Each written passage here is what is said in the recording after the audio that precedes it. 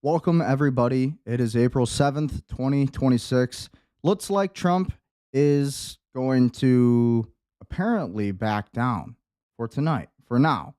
And these are the statements that were made just yesterday.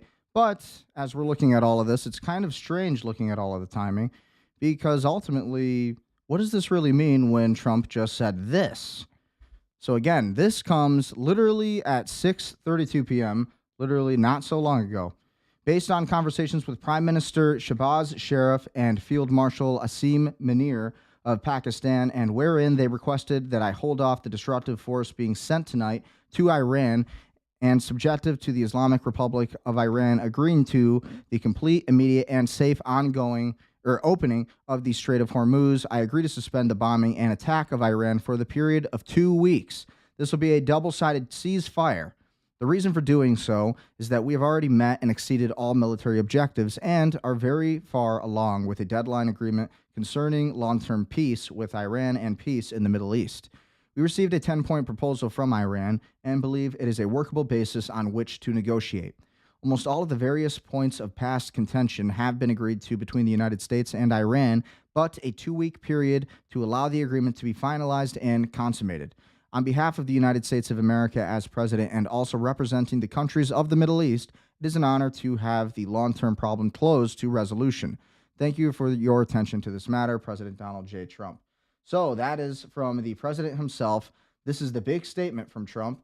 And allegedly, it looks like, again, according to Trump's words, this war is going to end and there's going to be a ceasefire. But obviously, we know that this is at a particular timing to where the markets are going to be primed for this. I think when we look at the oil markets and when we look at how they ended today, you can obviously see that the markets were not so happy about what happened. Okay, so ultimately the prices seem to be stabilizing now. Again, as we're looking at all of this and as we're updating the markets here to kind of see what's happening, what's new in oil. Yeah, so the markets already seem to be stabilizing. The markets ended at $98.38 today. Of course, after the markets close, you see these big statements by Trump. So again, this is Trump's statement. Apparently, there is going to be a ceasefire. We received a 10-point proposal from Iran and believe it to be a workable basis on which to negotiate. Almost all of the various points of past contention have been agreed to between the United States and Iran, but a 2 week period will allow the agreement to be finalized and consummated. So, what is everybody else saying about this, though? What do you think about all of this? Do you think we're going to actually end the war? Obviously, I don't think that's going to be the case. And the reason I don't think it's going to be the case is just simply because the logistics are already there. We already have military craft going out there, and we know that typically this is Trump's pattern, right? If we're recognizing the patterns of Trump's words and the things that are happening, it tells us that this war is probably going to go on a lot longer and that there's probably not going to be a ceasefire. But who knows? Maybe this is actually going to happen. So again, we've only heard this how many times, right? But who knows? Maybe this will be different this time. So when we look at all of the breaking news surrounding Trump's Truth Social post, again, just at 6:32 p.m., where Trump stated we are going to be exiting the war with Iran. Again, this is all doublespeak, I think. Obviously, this is only on contingency that Iran opens the entire Strait of Hormuz for the U.S. access. And Iran never agreed to that. So it's going to be really interesting to see how this all happens. But Trump did say he's willing to make deals. But with all of that being said, all of this is happening in the background as all of this news is coming out right now. So the 8 p.m. deadline that Trump gave out for Iran, well, all of these things are happening in the meantime. Let's listen to an update from Alex Barnicoat on what's going on. The new Iranian supreme leader might be dead, and he's still in a coma after a month. What do you think? Some breaking news. Iran's new supreme leader is dead, and according to reports, he is, quote, unconscious and unable to run the country. Well, today, new intelligence has come out that Motabia Khamenei, Ali Khamenei's son, who took over after he was killed, is unconscious. According to the intelligence, he was involved in the same airstrike which killed his father, the former supreme leader of Iran. Luckily, though, it didn't kill him. He was reportedly outside in the garden when the attack took place, which is why he didn't die. He ended up in a coma and reportedly lost one of his legs. Well, new intelligence has come out today, almost a month and a half later, saying that he is still in that coma and he is still unconscious and not running the country. At so this would suggest that the entire top level of government in Iran doesn't exist anymore, and the country's being run by the military. It wouldn't be the first time the IRGC, the Iranian army, has taken control and done things of their own accords. The report said the intelligence says directly, quote, Motabia Khamenei is being treated in a severe condition, and he is unable to be involved in any decision-making by the regime. That is an official quote from American and Israeli intelligence reported by an awful lot of news articles today. And so it seems the new supreme leader of Iran actually isn't the leader at all. And it's very likely by the end of the month, he won't be the leader anymore. So leave me a follow, because if things do escalate, I'm going to keep you up to date on this like I have been with everything. Yeah, so that's a big story. With Trump's statements recently made just at 6:32 p.m. tonight saying that we're going to be exiting the Iran war and that there's going to be a ceasefire. We've heard this before. But then the Iran army media on X says this.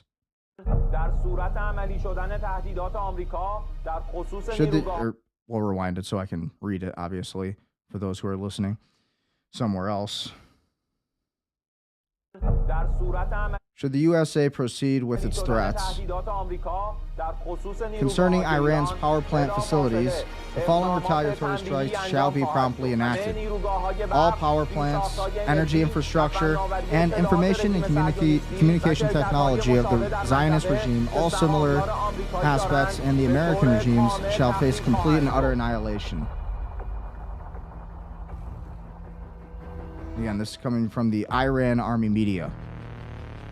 So this is their threat. This is tonight what is supposed to be planned. Is this going to happen? Are they going to do an entire power outage in Saudi Arabia tonight? Are they going to be attacking energy infrastructures? Obviously, this war doesn't seem to be coming to a real end if this is being posted at just 10:30 a.m. this morning, but we will see. This was at 10:30 in the morning. And after Trump's statements tonight, or literally just a half an hour ago, interesting. So look at all these players. Stargate UAE in partnership with top-tier American enterprises. Jensen Huang, CEO of NVIDIA. You have Sam Altman, CEO of OpenAI. 2 American CEOs. That's crazy. Yep. Satya Nadella, Microsoft, David Solomon. We will do whatever it takes to defend our country. And that is what Iran has to say. So, again, that was at 10:30 a.m. this morning, though. Who knows what Iran is going to be saying now. Make no mistake, also at 4:36 p.m., so really only a few hours ago, this was posted by Iran. So, again, it appears that they're, again, targeting the energy infrastructures of Saudi Arabia and the Gulf countries for basically siding with the United States. And that's why, specifically, they are doing what they are doing. We're going to see if this actually happens. We're going to be looking at the breaking news tonight on X. We're going to be looking at all of the hottest stories, everything that's going down tonight. Ooh, Israel. They want to shut down the power in Israel as well. This comes from the Iran embassy in Tunis. Very interesting.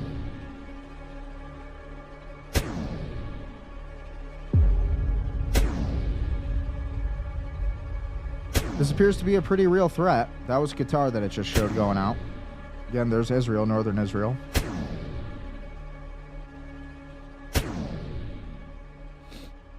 Crazy. Yeah, and so that's what's coming next, obviously. And that's what Iran is saying, at least. And as we look through all these different stories, let's look at what everybody else had to say about Trump's statement here, where his truth social statement, a whole civilization will die tonight, never to be brought back again. I don't want that to happen, but it probably will. However, now that we have complete and total regime change, where different, smarter, and less radicalized minds prevail, maybe something revolutionary, wonderful can happen. Who knows? We will find out tonight. One of the most important moments in the long and complex history of the world, 47 years of extortion, corruption, and death, we finally end. God bless the great people of Iran. So very interesting. He says a whole civilization will die tonight, and then says, God bless the great people of Iran. I don't know what that means, right? And then just literally at 6:32 p.m. tonight, April 7th, right before the deadline, it's about an hour and 28 minutes before the 8 p.m. deadline that Trump gave Iran, He said again, we're reiterating Trump's Truth Social post based on conversations with Prime Minister Shabzaz Sharif and Field Marshal Asim Munir of Pakistan, and wherein they requested that I hold off destructive force being sent tonight to Iran, and subject to the Islamic Republic of Iran agreeing to the complete, immediate, and safe opening of the Strait of Hormuz, I agree to suspend the bombing and attack of Iran for a period of 2 weeks. This will be a double-sided ceasefire. The reason for doing so is that we have already met and exceeded military objectives and are far along with a definitive agreement concerning long-term peace with Iran and peace in the Middle East. We received a 10-point proposal from Iran, which I believe is a workable basis on which to negotiate. Almost all of the various points of past contention have been agreed to between the United States and Iran, but a 2-week period will allow the agreement to be finalized and consummated. On behalf of the United States of America as president and also representing the countries of the Middle East, it is an honor to have this long-term problem come to resolution. Thank you for your attention to this matter, President DJT.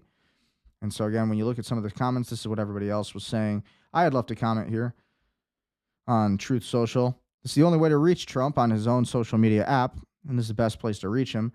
And so people are happy about it. People are happy about it, but honestly, I think it's doublespeak. Obviously, I think this is, they're not just going to give up and walk out of Iran. Then again, who knows? Maybe they will. Maybe Trump will. Maybe there will be some form of change of heart. But this is what everybody else had to say. All the leading voices in media that Trump has been attacking and targeting, one of them being Tucker Carlson, had this to say about Trump's statement earlier this morning, talking about how he wanted to wipe out the Iranian civilization and then telling them God bless right after. So this is what Tucker had to say about it. Who do you think you are? You're tweeting out the F word on Easter morning? You'll be living in hell. Just watch. Praise be to Allah. So obviously you're mocking the religion of Iran. Okay. If you seek a religious war, right, that's a good idea. Right. But by the way, no decent person mocks other people's religions. You may have a problem with the theology. Presumably you do if it's not your religion, and you can explain what that is. But to mock other people's faith is to mock the idea of faith itself. And we should never mock that. Because Totally. At its core is the acknowledgement that we are not in charge of the universe. We did not build it. We won't be here at the end of it. We can destroy life. We cannot create it because we are not God. The message of all faith, couldn't have said it better, at the biggest picture level, is the message in our Bible, which is you are not God. And only if you think you are do you talk this way. Very true. But it's not just mockery of Islam. And no president should mock Islam. That's not your job. Well, This is not a theocracy. We don't go to war with other theocracies to find out which theocracy is more effective. We are not a theocracy. And God willing, we never will be, because theocracies corrupt the religion. I'm a little bit more far right on that. I think America should be a Catholic country. A lot of these, it doesn't really coincide. It doesn't really, Islam does not really match the Christian religion. It doesn't really co-align with a lot of what we as Christians believe. And it's nothing against Muslims or Islam. But the issue is, you see this in the UK where people who of the Islam faith, it appears to be, as we look at these videos, they're running around with machetes. And again, who knows? Maybe this is Israeli Mossad. Maybe these are different factions of that.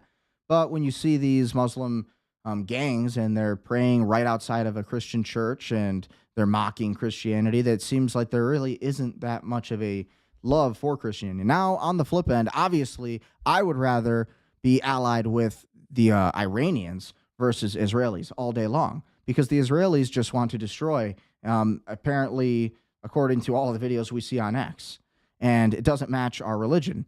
One thing about the Muslims is that they do believe Jesus Christ is the Messiah, or was the Messiah. The only thing that differs with the Muslim faith is that Jesus Christ, when he was crucified, they believe that he was not resurrected. They believe that he was risen up to the heavens, taken to heaven, and a body double was put in Christ's place, essentially, and to mimic this entire thing. This is what the Muslims believe.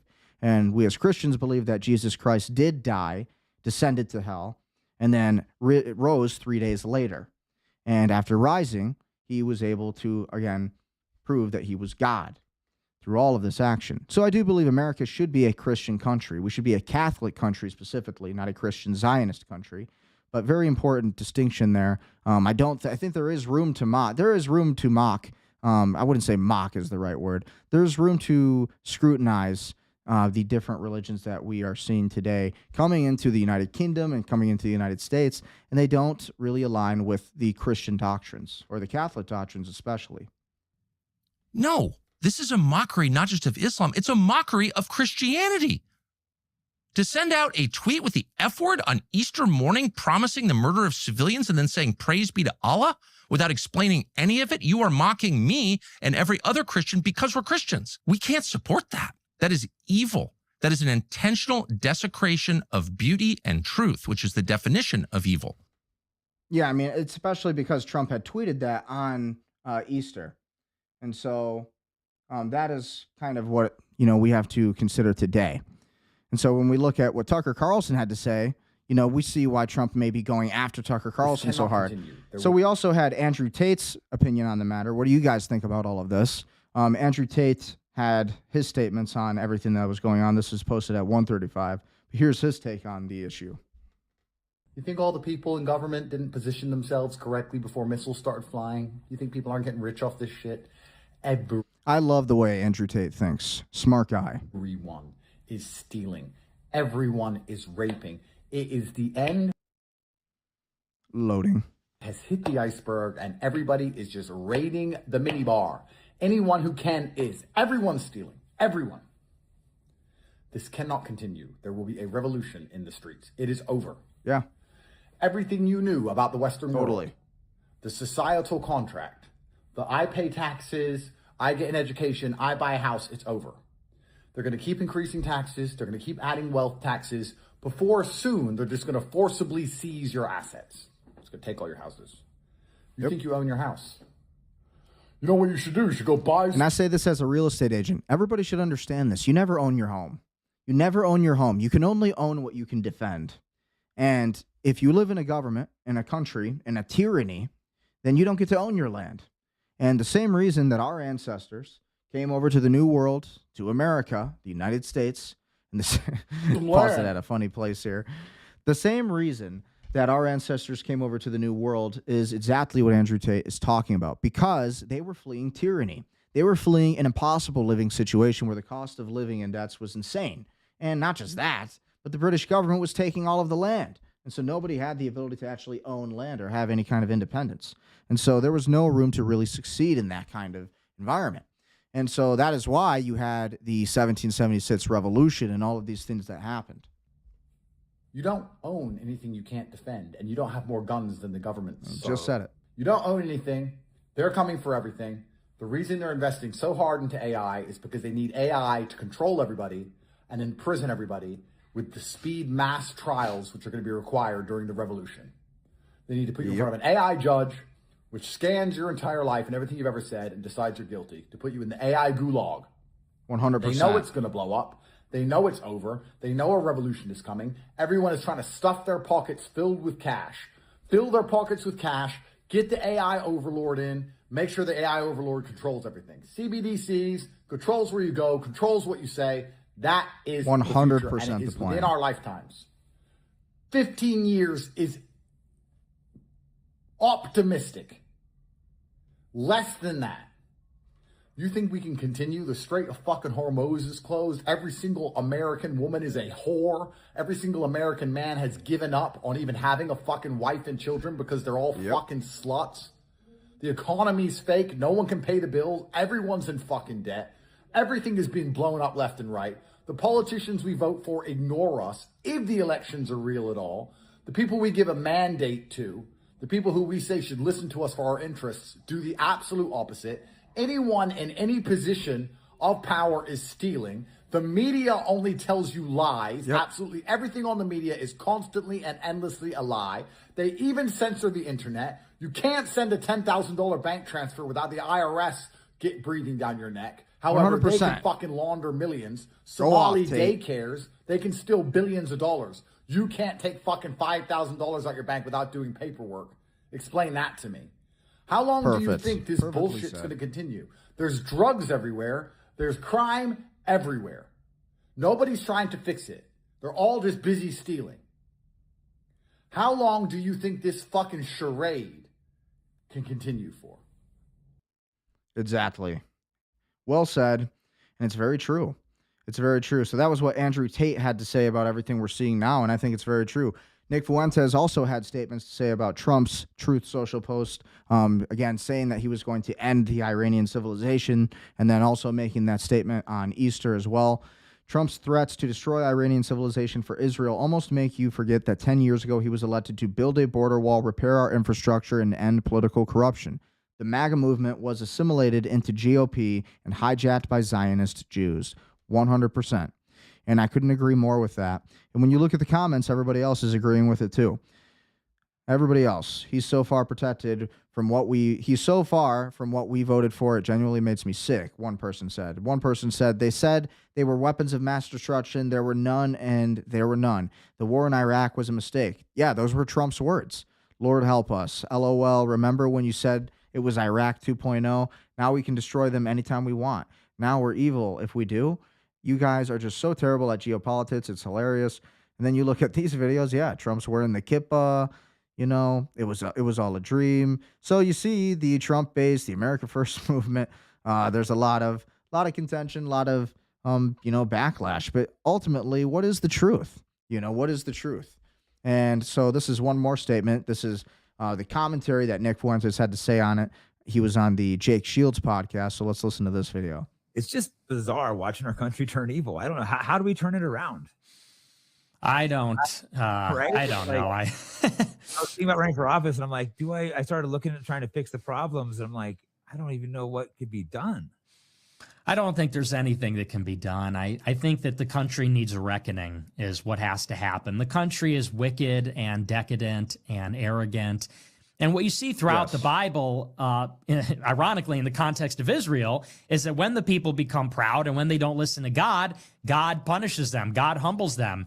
And I don't know that it necessarily works exactly the same way, but I think we tend to find that when people become arrogant, there's that saying, pride goes before the fall. They have a habit of inviting and attracting ruin and destruction. And this country has had opportunities, I think, to do the right thing. And people are not stepping up to the plate. People are not doing the right thing. And so we will be humbled. And I think that it's incumbent on the good people to try to do what we can. All we're called to do as Christians and as decent people, it's not that we're supposed to change the outcome or fix America. That's up to God. The world is in God's hands. All any one of us can do is take accountability for ourselves every day, one day at a time, telling the truth, trying to do the right thing, treating each other with charity and compassion and gentleness and mercy. That's all anybody can do. And all anybody can do is try to reflect on their own actions. Am I part of the solution or am I part of the problem? Are we going to be part of the part of this generation that will inherit this fallen country and try to put it back together? Or are we going to be destroying it? Perfectly said. And unfortunately, a lot of people want to be a part of the problem. Yeah, I'm going to at least try, It's like, I'm going to at least try. I felt like a calling, maybe from God. You probably felt that, I don't know, God, whatever it is, I felt like I had to speak up. People were trying to talk me out of it when I first started speaking up. I mean, you obviously know how crazy it was because you were long before me, the amount of ostracization you've had, but I just felt like I had a moral obligation to do the right Wearing thing. the Bobby Fischer shirt. And Great chess speak player. up and try to push the country and the world towards a better place. So that was what Nick Fuentes had to say on that, and I completely agree with that. I completely agree, and it sucks, but it's like America, at some point we have to learn, like, we cannot get into wars that we can't win. We can't get into wars that are not going to militarily or strategically benefit the United States. And what that means is giving Israel the control over that entire Middle East and that all of that trade. And, if Iran falls, then Israel rises. And what that means is they become the central hub of trade in the Middle East. And we lose that. We leave the Strait of Hormuz, and then Israel controls everything. And maybe not so much anymore, but we'll see what happens. And with Iran's military basically decapitated, who knows?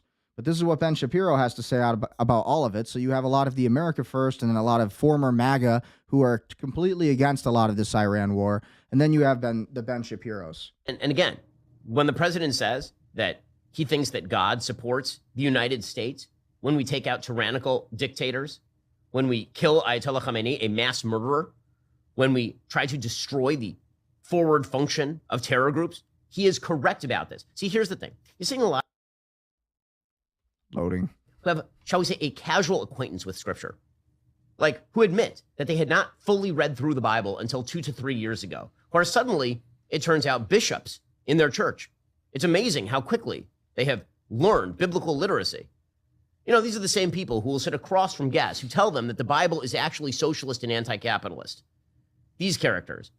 Well, it turns out that for those of us who have spent a lot of time engaging with the Scriptures, and here I'm talking specifically about the original Hebrew Scriptures, it turns out that the Psalms, for example, are filled with calls to crush oppressors and deliver the weak and needy from the hands of the wicked and to break the arm of the evildoer.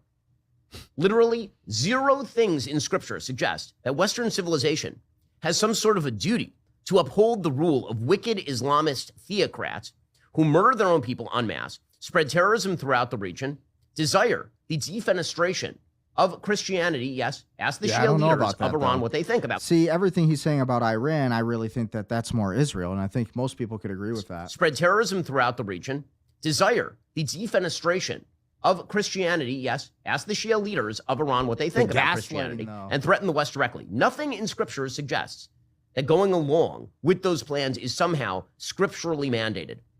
Then why do the Jews do it so much? What's up with that? Come on, Ben Shapiro. I don't understand. You know, we're all just trying to be united, so you say. Well, it doesn't appear that way. It seems like everybody else is, and the Jews don't want to play along. Seems like the only ones who are willing to be a part of the solution of peace in the world seems to be the Catholics. And honestly, a lot of the, Christian Muslims. Il presidente statunitense Trump ha più volte Italy stops supporting America live on TV.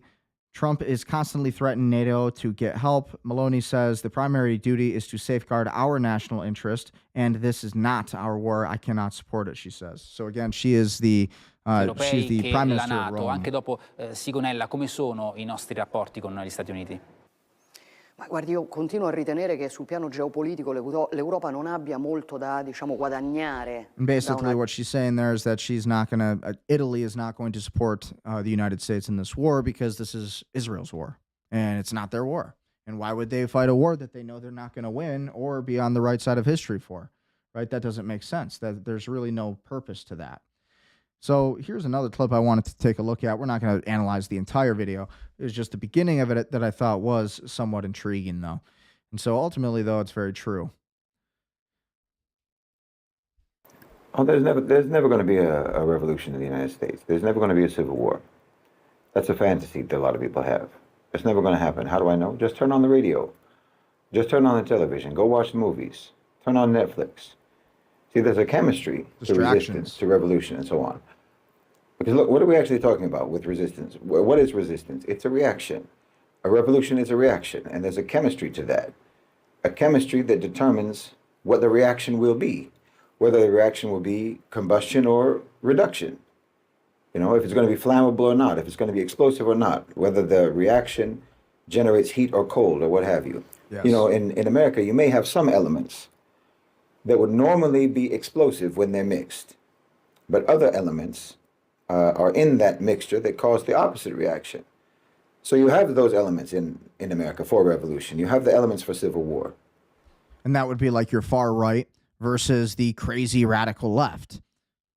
But you have too many other elements that are there to ensure that the mixture remains stable. I mean, you have conditions in America that if those same conditions existed elsewhere, that society would erupt.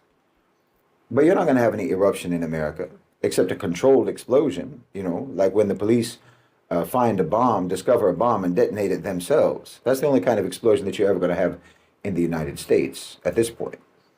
And like I said, all you have to do is turn on the radio to know this. All you have to do is look at their popular media to know this. Because a people capable of revolution has to be a people capable first of imagination.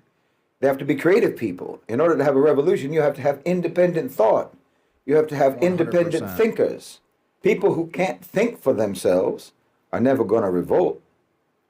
You can't have mental homogeneity across the society where that homogeneity is overseen and imposed by the power structure. and ever expect for that society to rise up against the power structure. And illegal immigration. And nothing illustrates the absence of imagination, the absence of creativity, the absence of independent thought than your popular media. A society without real art is a society incapable of revolution.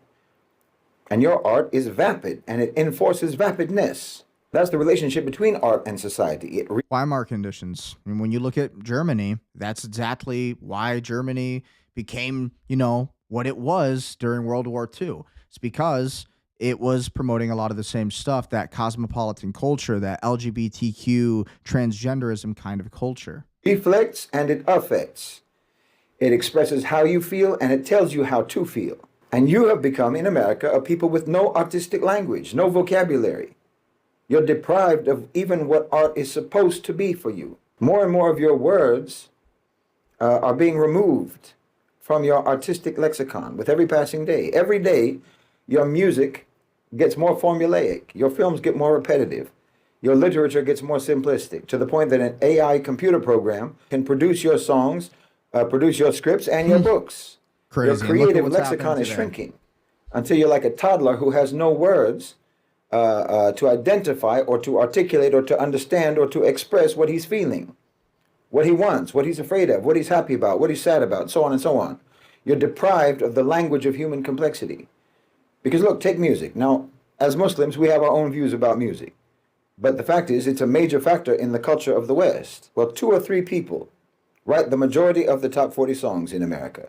The same chord progressions, the same auto-tuned vocals, the same repetitive hooks get recycled over and over and over again. Pop music today is not meant to express anything authentic, anything real. It's meant to be an earworm, designed to be addictive, to be used in TikTok videos, to go viral. It's a product, not an art form. It's assembly line manufacturing for maximum profitization, churning out 100%. the same formulas musically that sold well in the past, manipulating predictable and shallow emotional responses through a calculated process. That's not art, that's business. And it's draining your society, it's disconnecting your society, it's dehumanizing your society, and it's programming your society. They're emptying the pockets of your You can never revolutionize if you cannot know how to think. If you don't know how to actually learn, if you don't know how to question narrative. imagination, the pockets of your creativity, of your authenticity, and they're leaving you with nothing but a few counterfeit coins, which you can use, to buy slogans out of the company vending machine. And you'll have to suffice with that as your only form of expression, like buying a bag of empty calories, chips or something during your lunch break, and that's supposed to be your nutrition. Listening to this sort of ear candy is just like subsisting on a bag of chips from the snack machine. Your soul is malnourished. Your mind is malnourished. And look at your films. Every film today is a pastiche, a remake, a reboot, a reimagining of something that was made already decades ago in the past. Yeah. And so pretty much that's exactly what I am seeing as well. When you look at all of that, that's exactly what we're seeing. We're seeing a lot of the propaganda, the psyop, and the result of that, the sheep brought into the slaughterhouse, so to speak. And so enough disinformation, and with enough ideological subversion over just a couple decades, you change an entire generation in the entire way they think. If the Epstein coalition attacks Iran's vital infrastructure, all tankers in the Persian Gulf will swiftly be destroyed. That's breaking news from Qatar's LNG exports still frozen as 2 tankers U-turn at Hormuz. Qatar's LNG exports still frozen. And yeah, so when we look at all of this, in fear of the U.S. and Iran reaching a ceasefire, Israel will target Iran's power plants before the deadline, and Iran's retaliation would start during the destruction of its power plants, not after. Yeah. So lots of big things, lots of big headlines, lots of stories. Breaking: 24 members of Congress and 50 House Democrats have now publicly called for President Trump's removal, either via impeachment proceedings or invoking the 25th Amendment. And so the 25th Amendment is going to be tough for them to do that. But what they're going to really have to do is ultimately, like Robert Barnes said, you're going to have to essentially, Congress is going to have to step up, or, the Trump administration, somebody's going to have to take over, and they're going to have to, push some kind of fake illness or something. But that's only if, Trump doesn't come to good senses. Apparently he has, right? This recent statement says there's going to be a ceasefire. Who knows how true that is. So again, we covered some of these stories, covered all of that, covered Andrew Tate. So I wanted to cover Sean Ryan here. He spoke today, just 4 hours ago. It's been very local, psychedelic-assisted therapies, including my own firsthand experience with ibogaine and countless veterans who have benefited from it on the show. I recently had the opportunity to testify. I'll be posting the full hearing later. You can hear or email your Tennessee legislator to ask them to support the Hope Treatment Act. So you guys can listen to that. It's the Sean Ryan Show. This is definitely interesting. Who else watched Spy Kids as a kid? And remember this line. That was a pretty banger line. You think God stays in heaven because he too lives in fear of what he's created? Damn, so profound. Here on Earth? Scary because it's so true. Breaking Trey Yingst. He is the Fox News correspondent on the Israeli war. New American journalist Shelley Kittleson was freed today after being kidnapped last week in Baghdad. A senior administration official confirmed to Fox News. U.S. officials worked with the Iraqi government to secure her release, I am told. Hezbollah, an Iranian group inside of Iraq. Martha, good afternoon. I want to start with some breaking news. Just seconds ago, a U.S. official confirming to Fox News that American journalist Shelley Kittleson, who was kidnapped a week ago in Baghdad, Iraq, by an Iran-backed Iraqi Shia militia, has been released. There were U.S. efforts behind the scenes, I am told, to secure her release from likely Kataib Hezbollah, an Iranian group inside of Iraq. It comes amid this deadline, 5 hours away. President Trump says if Iran does not make a deal, there will be strikes against Iranian power plants and bridges. We know that as this is going, and you can see Shelley Kittleson there, that journalist who was kidnapped, we understand, by Kataib Hezbollah and held for about a week. This is a group that operates in the region for reporting on many different stories, especially in Baghdad, the Iraqi capital. Now, Martha, we're tracking here a lot of development. And it comes again as that deadline is looming, and strikes overnight took place with American planes over Karg Island, this island off the coast of Iran. 90% of crude oil exports going through this island. Yeah. And the strikes that took place, we understand, according to Fox's Jennifer Griffin, targeted a number of different positions, including bunkers, radar stations, and ammunition storage facilities. Landing docks, according to a senior U.S. official, were intentionally not targeted. Now, the IRGC has warned it will target U.S. interests across the region in response, and that U.S. allies will be deprived of gas in the Middle East for years. The president speaking yesterday from the James Brady briefing room about the situation. We have a plan, because of the power of our military, where every bridge in Iran will be decimated by 12 o'clock tomorrow night, where every power plant in Iran will be out of business, burning, exploding, and never to be used again. I mean, complete demolition by 12 o'clock. And it'll happen over a period of 4 hours if we wanted to. Not good. We don't want that to happen. But Trump also made those statements that apparently there's going to be a ceasefire. Will there be a ceasefire? Who really knows? Now, the president told me just over the weekend that the nuclear issue for the Iranians is off the table. They've already conceded this, and we do expect a number of different concessions from the Iranians if they are able to make a deal with the United States. But again, the clock is ticking, just 5 hours away from that deadline. Martha? Indeed. Trey, thank And you again, very much. if we are following that deadline, we look at Donald Trump's Truth Social statement that he made at 6:32 p.m., where he had basically said that there's going to be a ceasefire, or at least an intended ceasefire, based on conversations with Prime Minister Shehbaz Sharif and Field Marshal Asim Munir of Pakistan, and wherein it requested that I hold off while I hold off the disruptive force being sent tonight to Iran and subject the Islamic Republic of Iran agreeing to the complete, immediate, and safe opening of the Strait of Hormuz, I agree to suspend the bombing and attack for Iran and the attack of Iran for a period of 2 weeks. This will be a double-sided ceasefire. So that was Donald Trump, 6:32 p.m., and that was today. And again, that follows his statement that there is a deadline that there was going to be a deadline for 8 p.m.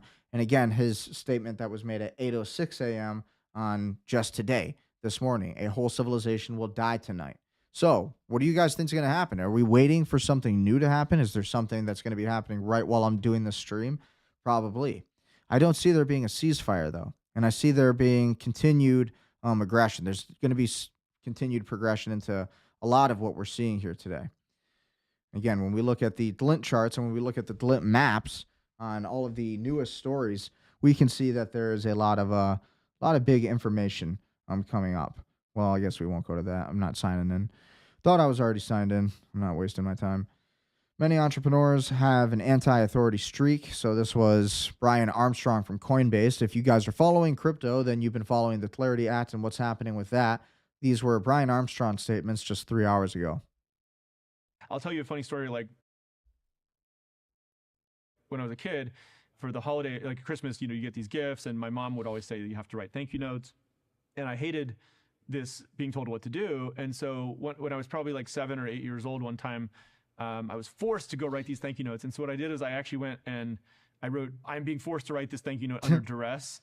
And, it's not that I don't appreciate your gift. In fact, I actually do. What I resent is the fact that I'm being ordered to write this, which I think cheapens the entire idea of a thank you note, signed, 7-year-old Brian Armstrong. That's funny. And I sealed up all the thank you notes so that my mother couldn't see the contents. And I was like, all right, they're all ready to go, and so she started getting phone calls from our relatives, Did you send this to like 20 people? Yeah. No surprise Brian Armstrong would be that way. First one to step in the way of the Clarity Act. I thought this was funny. Holy shit, the CIA just used a tool called Ghost Murmur to find an American pilot hiding in a mountain crevice in Iran by detecting his heartbeat. Not his phone, not a tracker, not a radio signal, his heartbeat. Lockheed Martin's Shunk Works built it. The same classified division that built the SR-71 Blackbird, the stealth bomber, the UT spy plane, every secret aircraft America has ever denied existence until they didn't. It uses quantum magnetometry to pick up electromagnetic pulse your heart makes every time it beats. Then AI filters out everything else. The pilot, call sign Dude 44 Bravo, was wounded, alone for 2 days, hiding in a crack in the mountains while Iranian forces searched for him on foot. And America found him from the sky by listening to his chest. Here's the part that should rewrite everything you think about privacy and power. This was Ghost Murmur's first operational use, meaning it's been sitting in a vault, tested, ready, waiting for a moment important enough to reveal it. They didn't show you this to impress you. They showed you this because you are the next person they use it on. It won't be a rescue. That's funny. Well, I think it's funny because it's so crazy that it's funny. It's just insane. Our world is just insane. Our country is insane. But the CIA, we got some impressive stuff, and we've been doing this a long time. And it's not the first rodeo for the CIA. And yes, we have technology that is extremely advanced. So if anybody's surprised by that, do your research. Read some books on the CIA. The 15 planes have left Tel Aviv over the past 30 minutes. This was posted 3 hours ago. The Israeli government has fled. Something big is happening. So we don't know if that's true. We don't know if that's actually true or not. But important to track all of this information.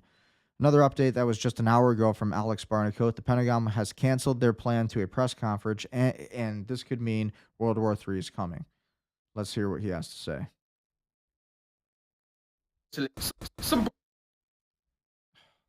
Lag. Press conference for tomorrow, the same day that the American attacks against Iran are scheduled. Well, there's only 24 hours until Trump's deadline to Iran runs out. And that means the US will then carry out strikes against Iran's nuclear facilities, their bridges, literally everything. Trump has said when that deadline runs out and they carry out their attacks, not only will it be by far the dangerous and most deadliest day of the war, but Iran will never be able to recover. Yeah. Now, I will say this deadline has been pushed back by Trump 5 times now. And because of that, people were expecting him to do it again. However, for the first time, the Pentagon has cancelled the press conference on that day, tomorrow, when it runs out. And the Pentagon only really cancels press conferences when they're planning on carrying out attacks. At least that's what we've seen in the past. And so it seems like the US is serious. And in about 24 hours' time, when the deadline runs out, the US and Israel will carry out their biggest attacks on Iran yet, which could result in World War III. I do genuinely believe the US and Israel are using these talks of peace as cover to carry out these attacks tomorrow, and I think they will take place. In fact, it wouldn't surprise me if the attacks take place tonight, before the deadline is meant to run out, just because the US would want to take them by surprise. And so, leave me a follow, because I'm going to keep you up to date on this, and it seems like these attacks will be coming, and the war will absolutely start to expand now. So again, that comes after Trump's statements that there's going to be a ceasefire and that the United States would be willing to accept this 10-point peace plan from Iran. But who really knows, right? Who really knows?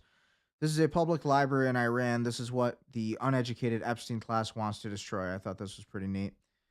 Yeah, we do need to bring this back. So this library is a public library, and it's considered the cultural heart of the Iran Mall, and it is 3,300 square meters, 17 and a half meters high, and it has 70,000 books. And they have everything from culture to science to history. Remember, to Iran actually is more Christian civilizations. than Israel. One thing I have really noticed that. already is Iranian people are really educated, and I think they take education really, really seriously. And this huge public library in the center of a mall is pretty strong evidence. Yeah, well, again, you are like white Saxon. It is kind of weird that you're in Iran. But hey, anyways, journalism, do your thing. All over America, people are finding gas stations that continue to charge them even when gas is not being pumped. This time it is in Vallejo, California. We are being robbed blind. So when he's done pumping the gas, it continues pumping. What's that about? Yeah, shit. I'm about to go get my money back. And again, he's probably got his finger on the nozzle. Right? Bro, look at the pump, bro. I'm not pumping. Babe, look. I'm not pumping. I guess not. Look, No I'm finger not on the pumping. nozzle. Oh, they stealing. I'm not talking about them. I'm talking about the I'm about government. to go get my money. The government is stealing from everybody. This was a bit clip. This will be known in the history books as the Epstein class. Let's take a look at this video. Donald Trump is in the Epstein. Sorry about this. Got a stupid lag. June 5th, Jeez. 2025, Elon Musk tweets out, "Time to drop the really big bomb. Donald Trump is in the Epstein files. Have a nice day." He even adds this little bit, "Mark this post for the future. The truth will come out." I think everything that's going on right now in the world is linked to Jeffrey Epstein. Yeah, That's what definitely. I think. I think everything? I think everything. Man. Trump shit, everything? Everything. The people that are on the list would rather, like if they had a choice, would you rather go to Guantanamo Bay? Would you rather go to prison? Or would you rather have World War III, Mad Max, alien invasion? That's what I think. World War III would save them. Alien invasion would save them. And a civil war will save them. So they want all Pretty that good theory. shit done. They want all that. They want complete chaos so they don't go to jail. Godspeed to us all. This really is Yes, and why we're in this mess. you're familiar with the Freemasons and what they believe. They believe in order out of chaos. Order out of chaos, and that is to create the chaos, right? You create a virus called COVID-19 so that you can create the solution called the vaccine. And then the vaccine becomes the real bioweapon. That's the whole idea of it. Breaking takeoffs of U.S. Air Force bombers and aerial refueling aircraft have been observed from multiple bases across Europe. A group of B-52H Strato Fortress strategic bombers, fully loaded with weapons, has departed from RAF Fairford in the United Kingdom.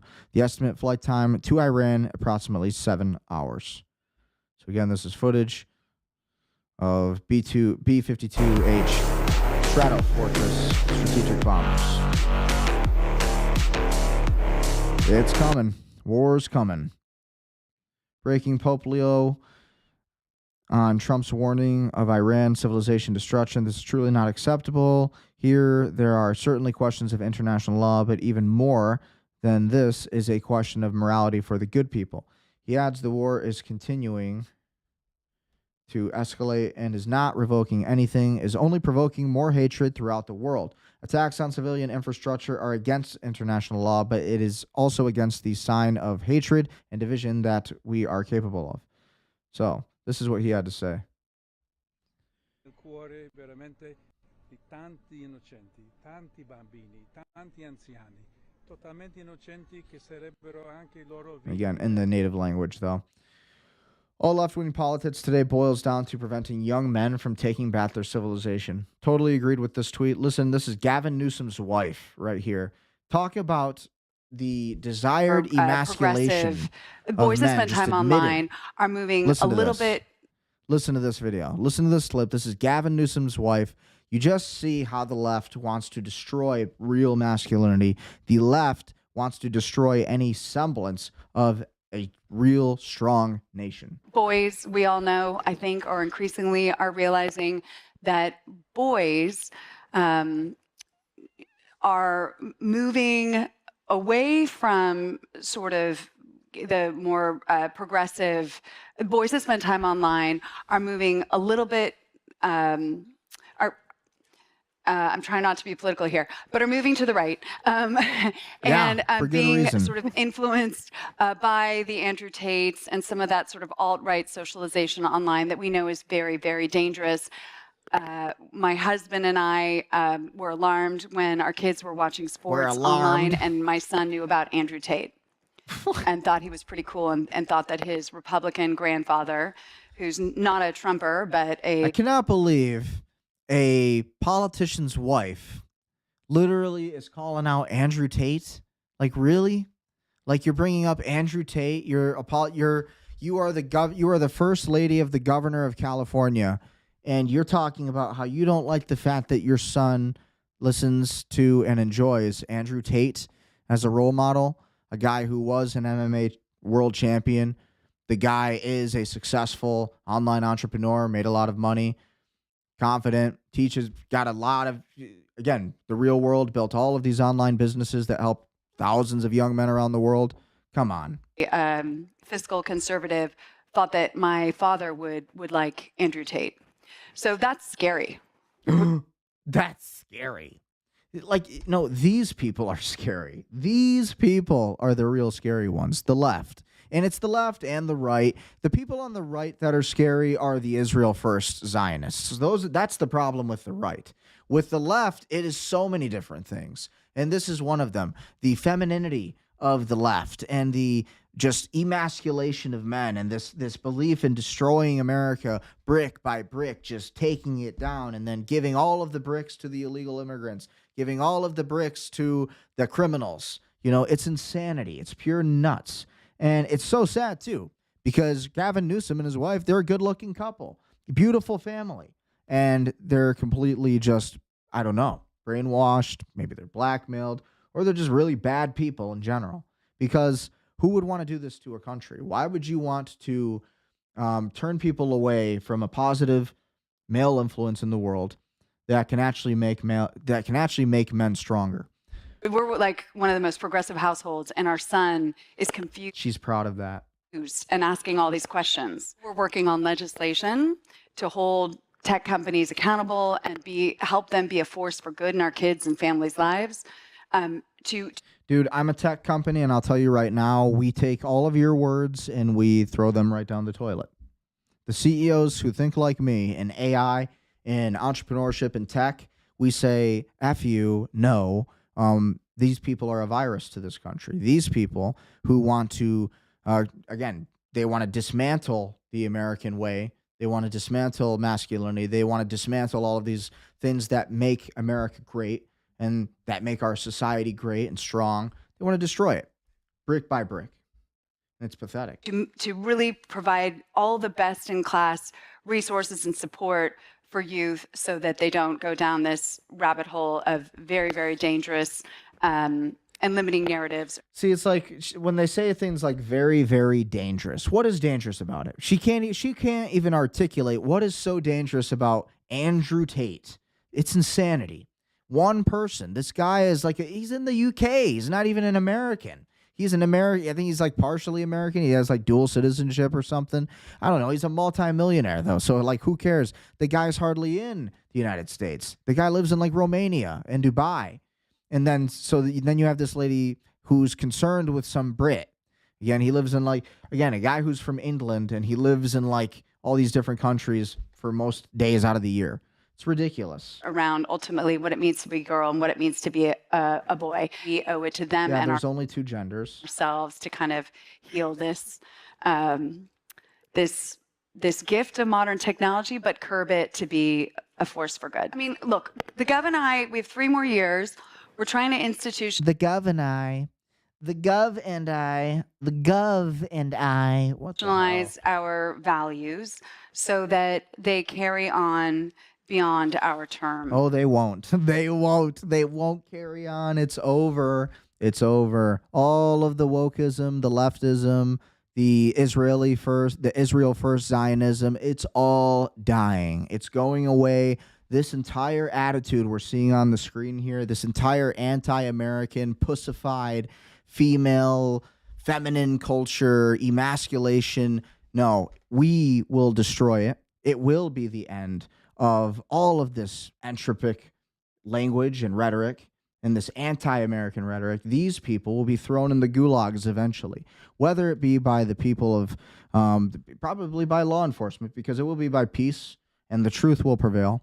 And eventually these people will just be arrested because they've probably committed many fraudulent crimes. I'm not stating that as a fact, obviously.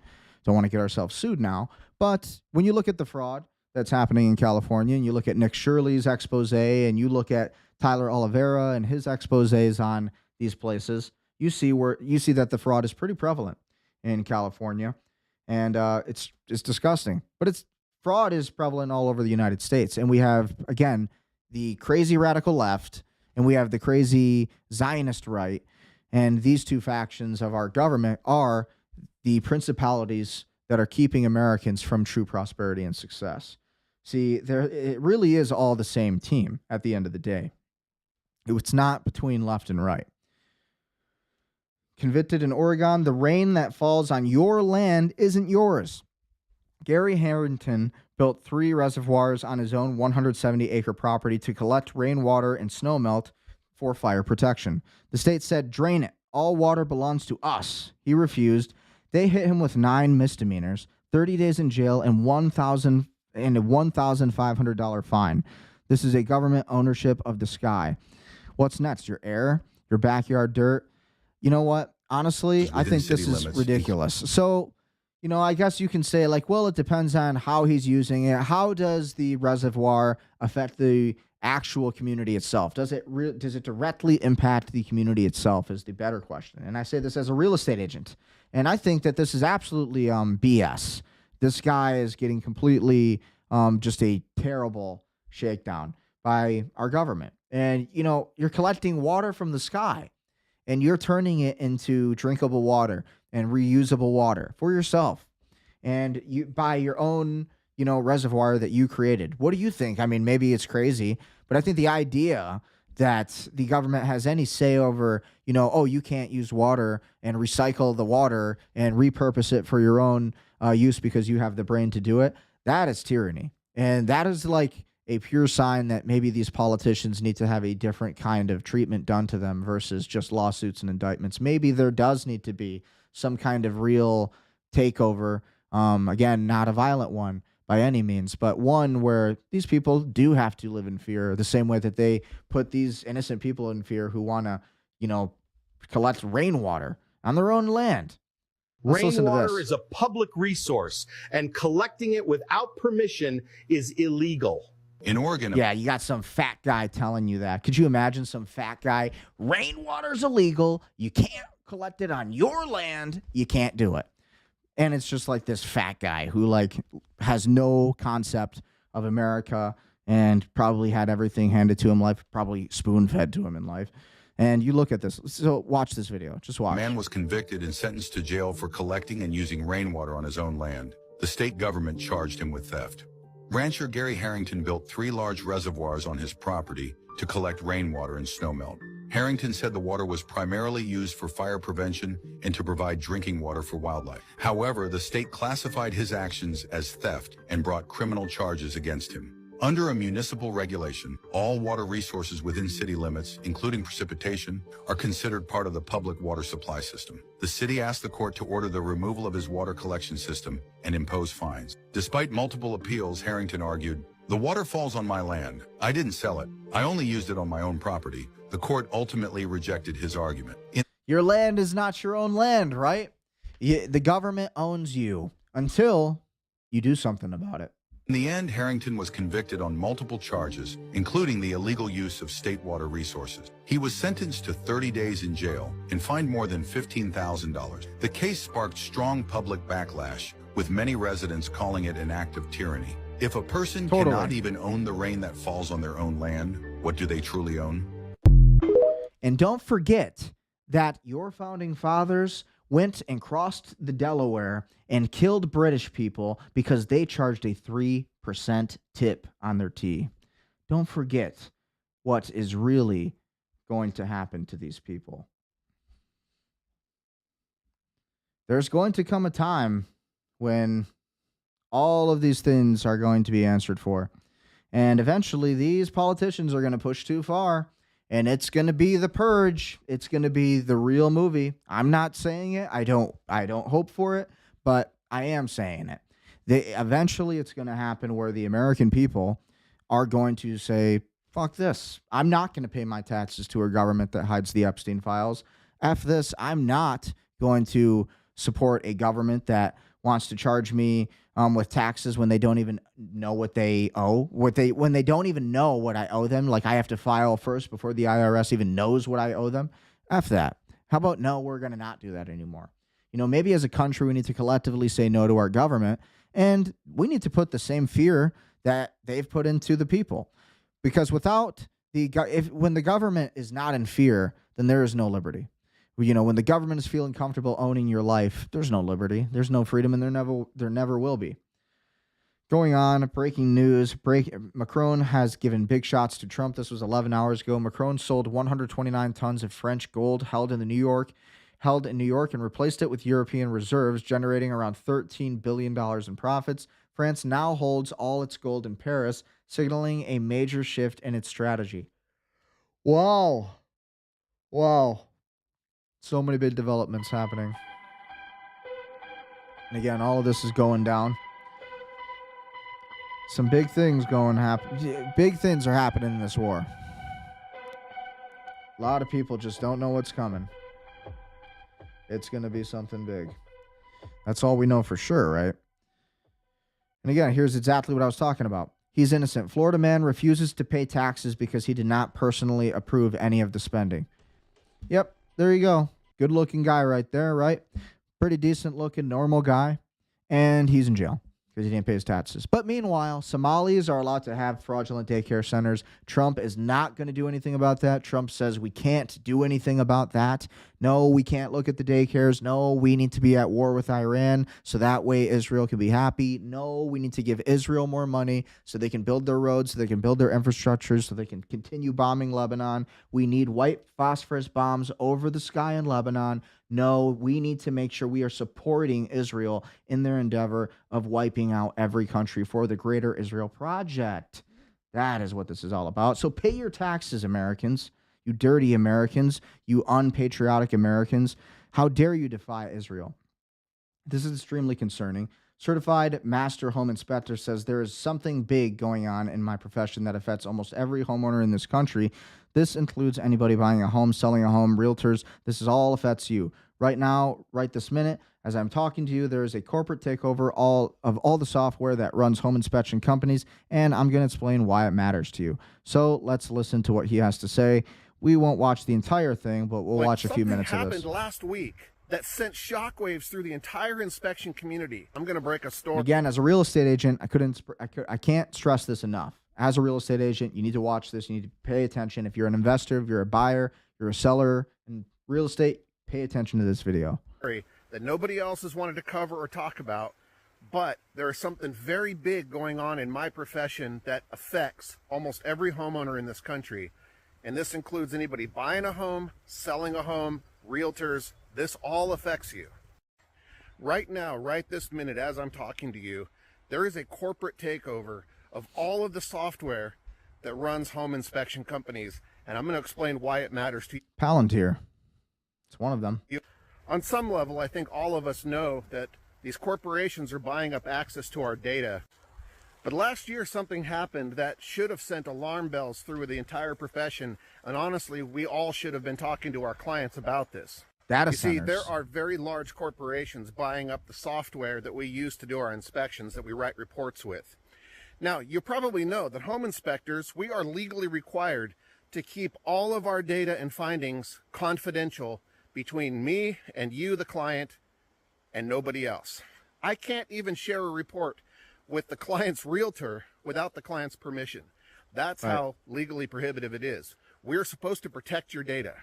Now think about this for a second. If there's a large corporation that is partnered with or owns other companies like insurance companies, lending institutions, home warranty programs, home security systems, and they buy a home inspection software company, what do you think they're going to do with your data? Now, there are some big names out there. There's a company called Porch who owns several software companies. They own ISN, which is a scheduling software. They own Home Inspector Pro. They have their own inspection software. And it is very largely and widely known that they also use this data. And they'll say that it's anonymized or de-identified, but they use this data to actually market and sell their products to our customers. Now, a couple years ago, Porch reached out to me. I was in talks with them about maybe getting involved with their software and helping them develop it. And I told them, you have to make a public pledge, something that's legally defensible, that you are never going to sell or share the user data with anybody else in order for me to be involved. And the discussions and the talks ended immediately, and I've never heard from them again. All right, well, that's fine, because I don't actually use any of Porch's products. So I've been using a software company called Spectora, and I've been using them since 2021. And Spectora is the largest software company in our space. Most home inspectors use Spectora. Okay, now Spectora was owned by two brothers, Kevin and Mike Wagstaff, and forever and a day they promised all of us home inspectors, we are never going to sell your data. All right, but last year, Kevin and Mike sold out, and the number that we've heard is anything from $44 million up to $80 million, but they got tens of millions of dollars, and essentially, as we understand it, have walked away from the company. Data is everything, whether you like it or not. Data is everything. All right, well, who bought Spectora? Who owns Spectora now? Well, a company called Radian Capital acquired the company from Mike and Kevin. And Radian Capital is a big corporation, and they got their fingers in a whole bunch of other software. Here you will see Radian Capital has their fingers in a lot of companies. Now, this is where I tell you how it could affect you. Last year, I had 2 problems where clients called me up and actually accused me of selling their data or sharing their data. The first client was somebody who had an underground oil tank buried at their house, and nobody ever knew about it. Actually, even the people that owned the home didn't know. I found the lines coming through the foundation, put it in the report that there's possibly an underground tank. Something happened with my client's lender, who then either jacked up or dropped them and said they weren't going to loan them the money for the house. I don't remember exactly what it was, but they accused me of sharing that data or selling that data to their lender. I have no idea how that happened, because I would never sell or share data from any of my clients, but I had my suspicions. Now, I can't say for sure that it was Spectora. So this guy, I'm going to stop it here because, listen, at the end of the day, you understand that most people are going to be using ChatGPT and Grok and all of these different forms of artificial intelligence, and it's only going to be getting more prevalent. It's going to be becoming more, just more utilized. And people are plugging in contracts already to ChatGPT. They are. Okay, people just won't admit it, but they are. I mean, I try to not do that, but obviously with consent, you do what you can to help your clients. But at the end of the day, this is true, and it is a big problem. You need to be careful with data. You need to be careful who you're working with. That's why you should work with Gold Shark Media AI and our software company, because we don't sell your data. We have SSL software, TSL software, and we run everything well-controlled environment, and we don't sell your data. And at the same time, your data is, again, secure, which is most important. So that's why you should work with Gold Shark Media AI. And as a realtor, work with me. You want to get into real estate, work with me. We're going to have to take away the UK's nuclear weapons at some point. Yeah, look at this. The sign looks like London is no longer, the UK is no longer the UK. Look at this. This is going to be America soon. This is the issue with this war. And I'm going to blame Trump. When this happens to the United States, when America starts to look like this with the video that I'm about to show you, then I'm going to blame Donald Trump, because he and the state of Israel got the United States involved in this entire war, which caused all of these refugees to come over here. And, you know, I also blame Netanyahu and Trump for all of the refugees that are in this video right now that we're about to see, because, again, a lot of these people came from Palestine. A lot of these people came from the very places that have been getting bombed by Israel. And so now all these countries are overtaken by refugees and illegal immigrants, and now it's just everything's a shithole. So look at this. And again, I say that with respect. We don't hate any religion or race. We are, though, going to say what is true. And the invasion that is happening to the Western countries is absolutely just diabolical, satanic. And any race who comes to the United States with that kind of intent to take over, know that you will be taken over and you will be shipped right back to your country, to the third world. And again, if you have a problem with that, you can be offended and enjoy being offended, because it's going to get worse if you try to do this in this video to us. Won't happen here. This is how many or it's going to be a mosques war are if you around ever me. try. This is what the sign looks like when you get off the train here. These are the advertisements you see. This is what it looks like when kids get out of school. This is what the political candidates look like. This is what it's like walking through the grocery store here.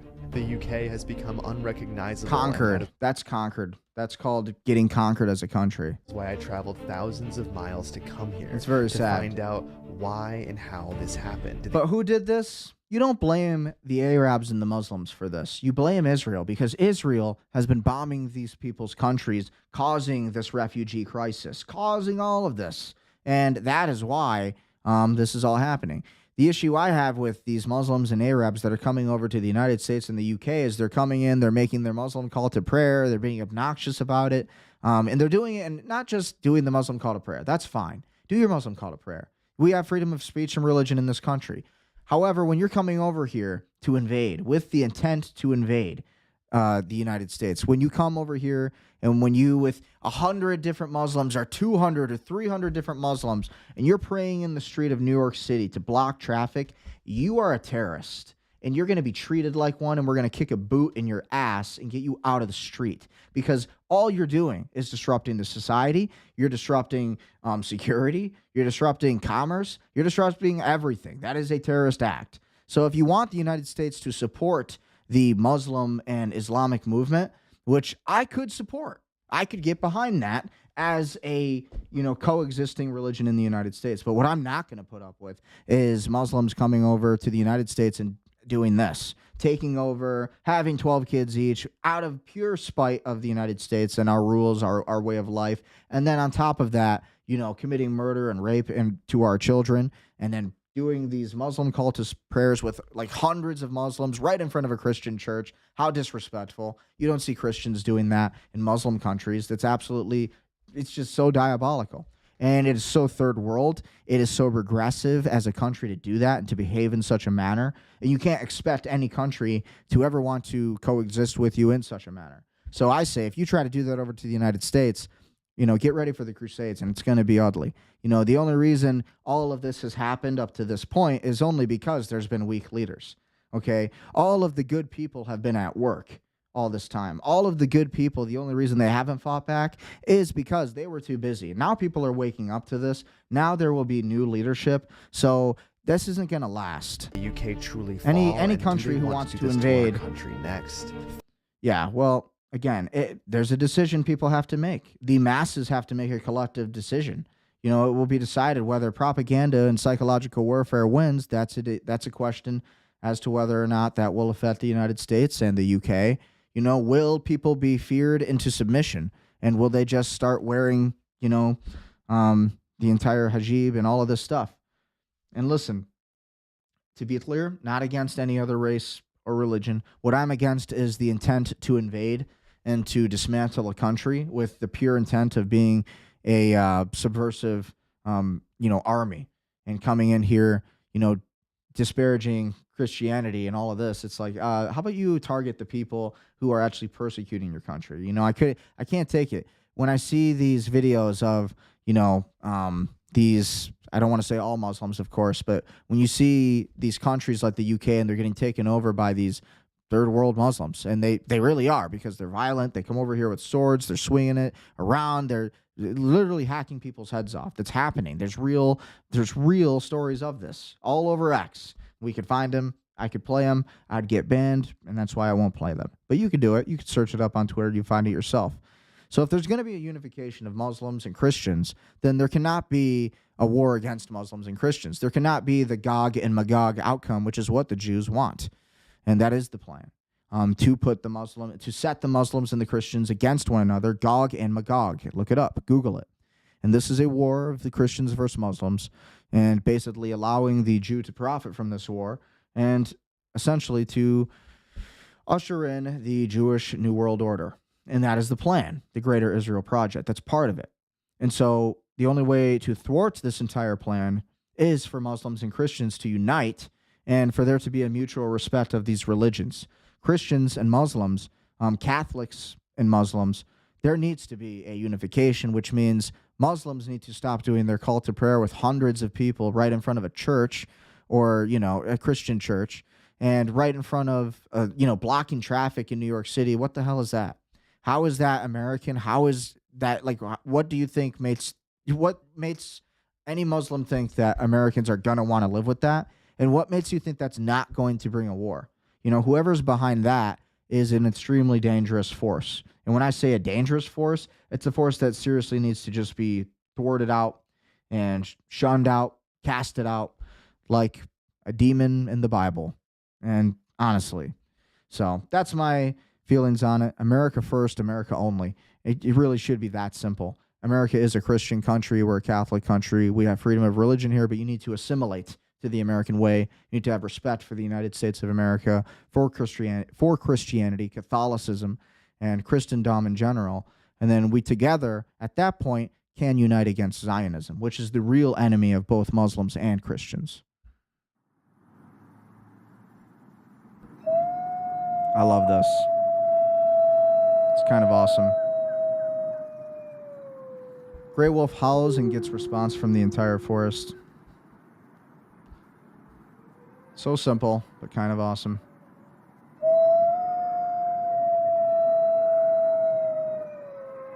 I love it. Balto. I have a deep connection to the wolf. Look at that. So badass. Wolves are the coolest. Okay, back to the news. A few weeks ago, he had said he was going to liberate the Iranian people from an evil regime. Now he has changed his plan to kill them all. The President of the United States, in a nutshell. Yeah, that was Sean Ryan, what he had to say about that, former special ops. Dr. Lawrence Sellin, again, the U.S. military will not obey illegal orders, and the issuance of illegal orders would create a constitutional crisis. Israel, which wants to prolong the war, may do something rash and drag the U.S. into it.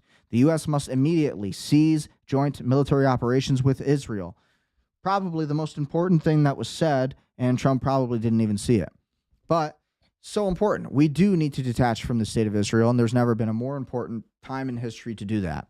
And at the same time, we need to not allow the state of Israel to commit the genocide on Gaza that they're committing, and to commit the genocide on Lebanon and the Lebanese Christians. Fuck that. These people need to be put down. And in a political, legally, and lawful way, they need to be absolutely shunned and shamed and thwarted for their war crimes war crimes that violate the Geneva Convention, of which the Jewish people created in the Nuremberg trials after World War II. So the Jews have to take accountability for their actions. And really, when I say the Jews, I don't mean all Jews. I mean the state of Israel, the Zionists specifically. Again, get ready for tonight. We already watched that. We're going to be looking at some breaking news here shortly. The U.S. is getting crushed by propaganda war. This was funny. We're going to watch this. This is hilarious. So again, this was so loud and everything's glitchy.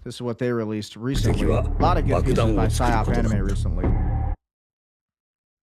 I wonder who this is supposed to be. I wonder who is behind this channel.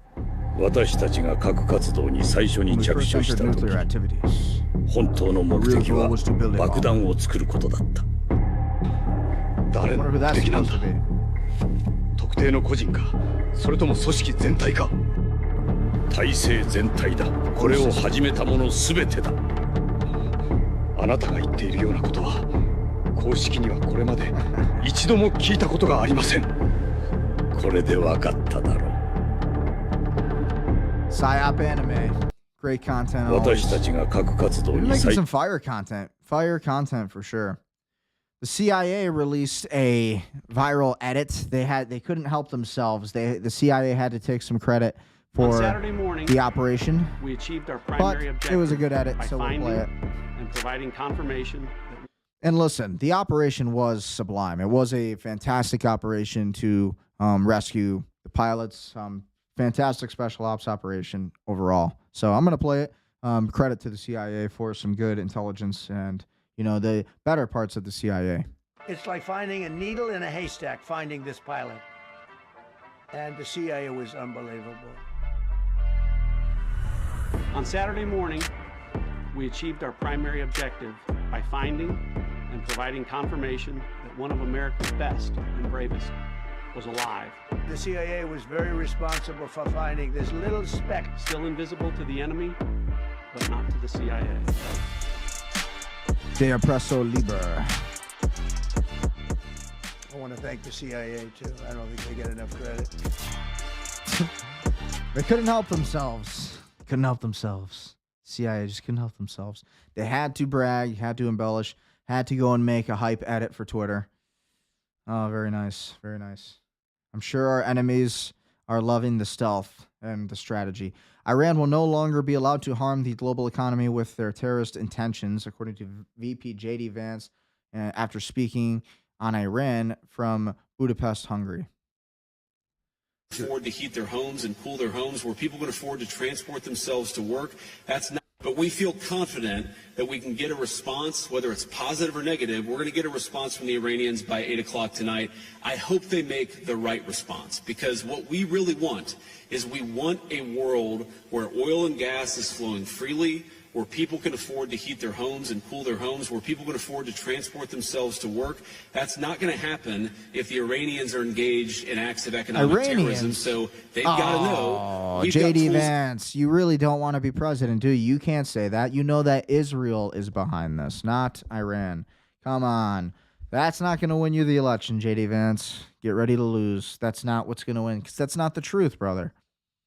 Our toolkit that we so far haven't decided to use. The President of the United States can decide to use them, and he will decide to use them if the Iranians don't change.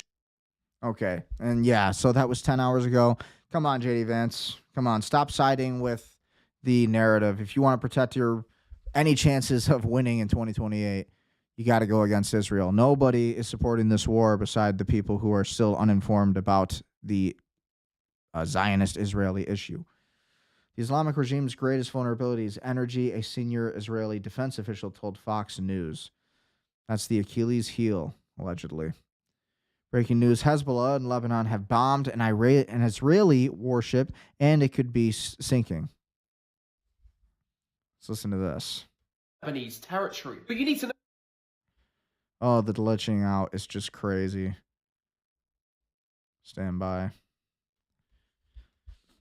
Ship just got bombed and it could be sinking, and Hezbollah in Lebanon has claimed responsibility. They said, quote, "We targeted the vessel as it was preparing to launch attacks on Lebanese territory." But you need to know that Hezbollah in Lebanon also said, quote, "We targeted the vessel 68 nautical miles off the Lebanese coast." But so this makes sense. If you don't know, Israel is currently at war with southern Lebanon, specifically Hezbollah in Lebanon. Israel has sent ground troops into southern Lebanon, and they are actually fighting a ground war. They're using the Iran war as cover. Well, over the last few weeks, Hezbollah has fired more and more missile attacks into northern Israel. Israel, and a lot of those have hit. Hezbollah is supported by Iran, but today they've carried out the biggest attack we've ever seen. Hezbollah, as I've said, has come out and claimed responsibility for hitting an Israeli warship. And Israel does have quite a large navy, and so it's completely possible that Hezbollah could have. Now, it is worth knowing that Israel completely denies these claims. In fact, they say they didn't even know it happened. They said, quote, "We are not aware of this." And so rather than just denying that it happened like normal, they say Hezbollah's completely made it up and it hasn't even happened. And so to be fair, we don't actually know who to believe. Hezbollah and Israel both have a bad track record when it comes to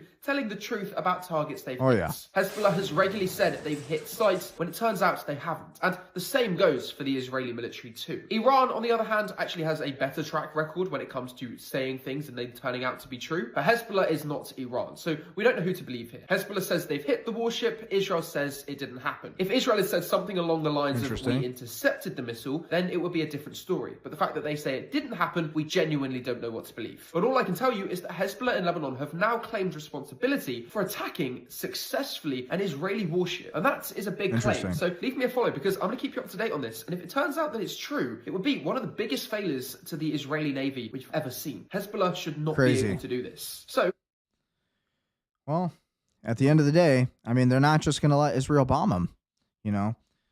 I kind of side with the anointed one here. You will never find peace. You will never accomplish peace.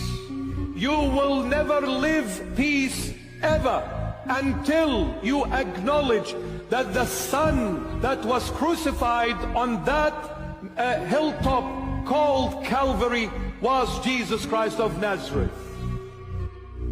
Because the one who gives peace is Jesus of Nazareth. No one else. No one else. No one else. Sooner or later, they'll have to learn. And eventually, they will bow to the crucifix. They will bow.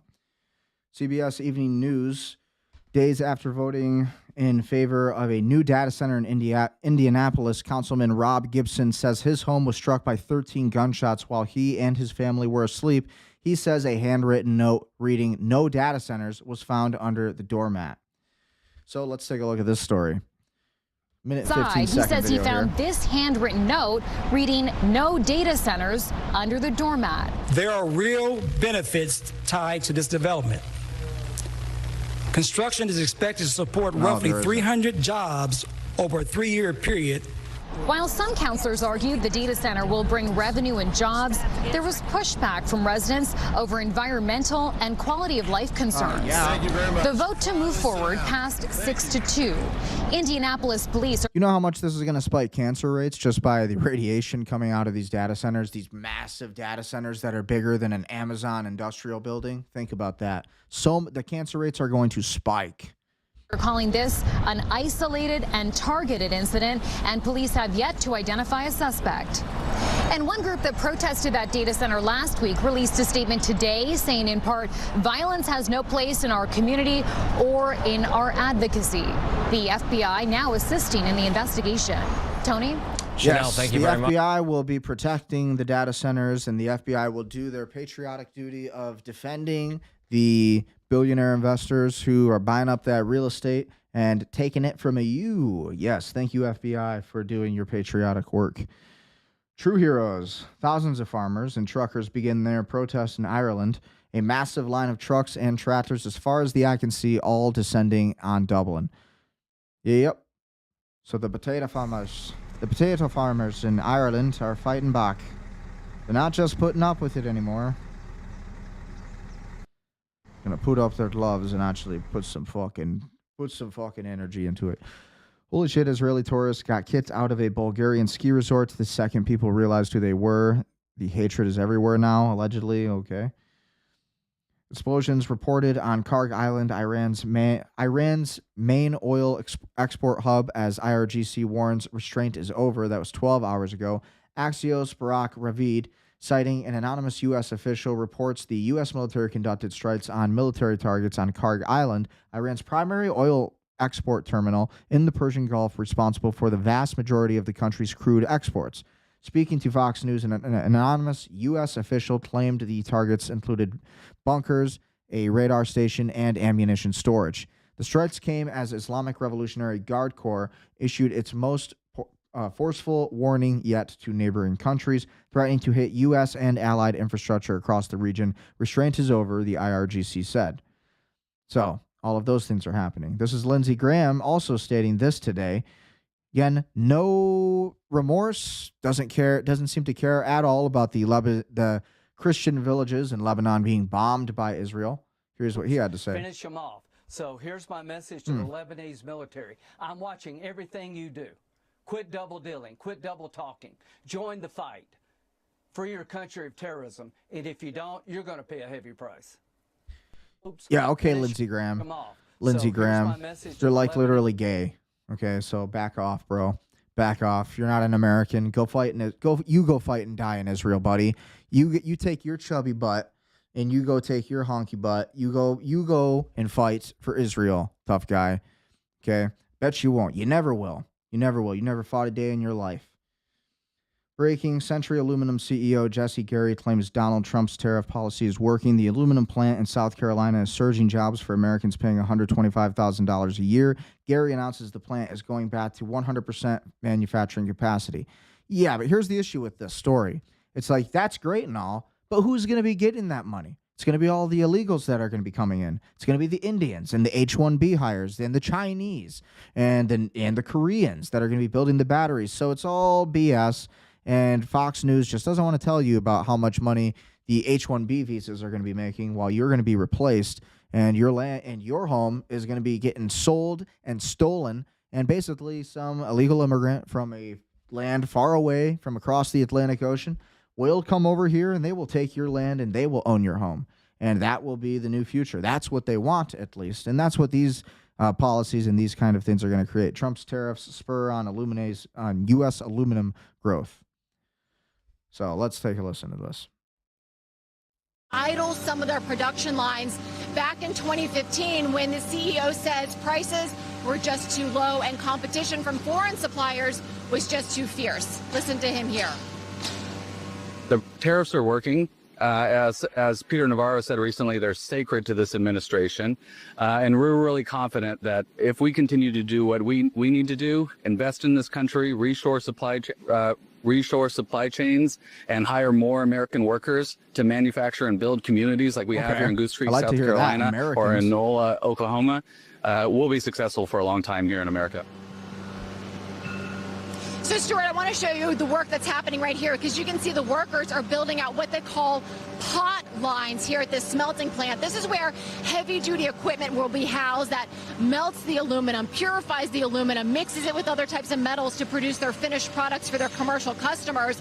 Once these pot lines are up and running, they will operate 24 hours a day, 7 days a week. And this kind of domestic production is so important for our country because right now most aluminum comes from foreign sources, mostly from China, and some of it, about 8%, is coming from the Middle East, which is driving prices higher. Yeah. And the CEO of Century Aluminum here in South Carolina says that underscores the importance of building up domestic production like you see happening right here, Stuart.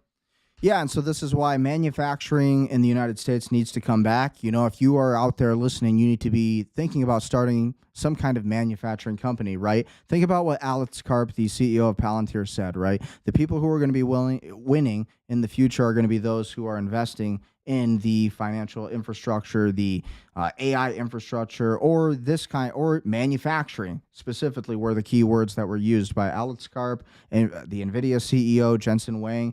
Manufacturing, bringing jobs back to the United States. You know, we need to become entrepreneurial again as a country if we really want to get our country back. And the most important part is that these jobs that are offering $125,000 a year, the number one most important priority is to make sure that H-1B visa people are not taking these jobs. This needs to be something that everybody's paying very close attention to. Can't stress that enough.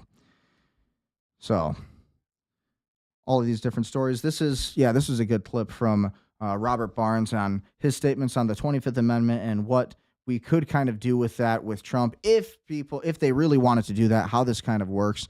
Whether or not you agree with Trump, this is what people are talking about. So let's take a listen to this. The Israel lobby has lost its course. It's lost its sense of direction, its moral center, its mental center. And we cannot be dragged into this suicidal, genocidal conflict by this lunatic lobby for a foreign nation. And that poses an imminent and the greatest threat to the peace and prosperity, the safety and security of the American people is the nation of Israel. It is not the nation of Iran. That is the 100%. reality of where we currently stand. And it's one we have to confront. It's one we've got to correct. The people saying this are the ones who are right. The people who have this narrative are the ones who are correct at this current time in American history. Just know that. Because if we don't, the whole world may end up aflame for the nightmare apocalyptic visions of the Greater Israel Project or their Christian Zionist corrupt pals like Paula White, a corrupt televangelist who misuses and abuses God's word to line her pockets. That's who these people are. They're liars and fakes and phonies and frauds, endangering the American people, endangering the constitutional republic, endangering the whole world. And that's totally true. And it's a guy up against the wall that staged October 7th, stood down, who wants to stay in power. It's completely out of his mind. Yeah, and so ultimately, what do you guys think about that? I've seen... Yeah, so that was an ad. This is the Alex Jones ad. So that's funny. But ultimately, Robert Barnes said that, the 25th Amendment, all of these things could be absolutely possible for, remedies to the war that we're seeing right now that Trump is forcing. And again, we don't know because Trump has stated that there's going to be a ceasefire and that all of these things are going to be, taken into consideration. Pope Leo says there will be no change in church doctrine on gays and trans people. That's good. We don't want gays. Gays and trans people should not be in existence of the Catholic Church. It's not. It's Adam and Eve, not Adam and Steve. Plain and simple. It's very, very simple. This is absolutely insane. This American borrowed $96,000 in student loans for a bachelor's degree. She's already paid back $165,356. She still owes $220,810.73. Again, she only borrowed $96,000. So let's listen to this. This is kind of crazy. Who is this happening to out there? Is this just you, or is this just this lady? Is this lady crazy? What do you guys have to say about this? This is kind of wild. I owe a mortgage amount of student loans. Yep, that's how much I owe. And I have paid $165,356 towards this amount. But here's the thing. When I started, I owed $96,000. So again, I borrowed $96,000. I have paid $165,356.46, and I still owe $220,810.73. Let me explain to you how I got in this predicament. I have a bachelor's degree and a master's degree. I am a PA, and I make good money. I'm not gonna lie. Unfortunately, that good money is still not enough to pay this, right? And so I worked for a nonprofit hospital for the first 2.5 years. Oh, well, that explains it. My plan was to work for that hospital for a decade and apply for public service loan forgiveness, okay? I even asked our HR department, does this qualify? And they said yes, and that numerous of my colleagues are also eligible, and they have filled out the paperwork, and they are working towards loan forgiveness. Okay. But for some reason, when I applied and I filled out the paperwork online, on paper, I did it literally 8 times. That's not an exaggeration. I got denied 8 out of 8 times to even make payments towards the public service loan forgiveness grant. Total scam. The Department of Education decided that me and all only a scam me at my entire hospital works for. Isn't that funny? They tell you, your whole life you were told that their car salesman down the street was always a sleazy salesman and a scammer. But it's like then you see how college is a complete and total scam, like this situation. What the hell? It's like this is so unacceptable for any self-respecting American who understands numbers and money and, how things should actually work and how things should be governed in this context. For-profit hospital, but all of my coworkers, they work for a nonprofit hospital, despite us working for the same hospital. Now, I called the Department of Education numerous times, and I explained the scenario to them numerous times, and I, at one point, was on hold for 8 hours to talk to somebody, and then when I finally got a hold of them, they said, there's a glitch, and I don't know how to help you. Cool. That's great. Thank you. Yeah, that sounds so accurate. After 2.5 years of making payments and stuff, and all of them not even being counted towards the PSLF, Public Service Loan Forgiveness, I thought, why am I working here? I don't even want to work here. I was only doing it for this reason, and so I'm going to leave. Something I also failed to mention is that since graduating, my loan has been in forbearance. I never put it in forbearance. In fact, I even signed up for the income-driven repayment plan. I signed up later for the SAVE plan. I kept submitting my income. Department of Education, isn't it so great? My loan has been in forbearance, and I have been making these payments on my own because when your loan is in forbearance, you cannot sign up for automatic payments. You have to just keep dropping it on your own. Again, I called the Department of Education and explained this to them, that I don't know why I'm in forbearance. I'm trying to make payments. I am making the payments. Get the forbearance status off of my loan so I can sign up for auto pay so I don't have to log in here and look at this number and have a panic attack every month. They said, we don't know why it's in forbearance and we can't get it out of forbearance. There's a glitch. That's also part of the reason you're not eligible for the public service loan forgiveness, because you're in forbearance. Absolutely wild. I graduated in 2022. I have been in forbearance status for 4 years, and I can't get out of it. Now, my servicer is Mohila, which has been sued Mohila for doing this exact same thing. Mohila? Its bar. They were named Mohila? I mean, maybe that explains a little bit more than we knew to begin with. Mohila. Or worse. Okay. I am trying not to cry at this point. I am going to just be in debt forever because I have borrowed less than half of this amount. I have paid almost double what I even borrowed in the first place, and I owe so much money. I am running backwards at this point. I don't think I'm going to ever pay this off in my lifetime.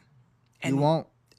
The Department of Education, Mohila, is literally making it so that I can't, no matter how hard I try. For those of you who say that you shouldn't, it's all about money, and you chose the wrong way. You did everything right. You went to college. You did what you were supposed to do. And how did you get treated for it? How did everybody get repaid for doing what they were supposed to do? Like the movies told you to do. How did it work out? It's called a scam. The greatest scam is anything where the government tells you, hey, we'll help you. You know, whatever, if you can't pay it back and you guys don't believe in loan forgiveness and whatever because we borrowed it, I'm telling you, I want to pay it back. I literally can't. I have paid it back and then some. Yeah. I can't do this. And no matter what I do, I'm stuck. And I chose a career where I am a civil servant for the rest of my life.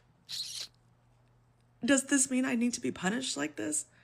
Also, if there's some kind of lawyer that knows anything about the whole Mohila lawsuit and can help me out with how to be involved in it and how to, I don't know, put my name in for somebody who has been in this. Okay, so like obviously this is horrible, but my statements are like, first of all, you trusted the Department of Education. Second of all, she trusted a lady named Mohila. So that kind of tells me what I need to know. And then also college is college, and it's a scam. I mean, it is.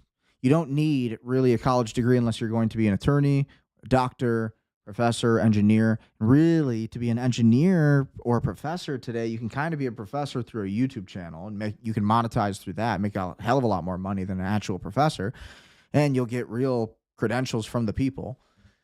And then with engineering, you can really create any kind of invention you want. So really, it's really just like an attorney, maybe if you're going to be a doctor, and then I guess there's some other careers that require a degree, but it's like, well, you're going to go and get a liberal arts degree and what? And to be a civil servant like this lady. It's like, that tells you everything you need to know. You can't trust the government, period, plain and simple. And that's the lesson. You need to be self-sufficient and you need to be an entrepreneur. You can't rely on just a job.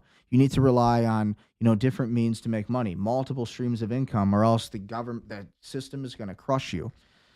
Viktor Orban, Europe is heading towards one of the worst energy crises of all time. We are seeing drastic price hikes, and if we do not take measures on them, we are going to see shortages of energy, oil, and gas.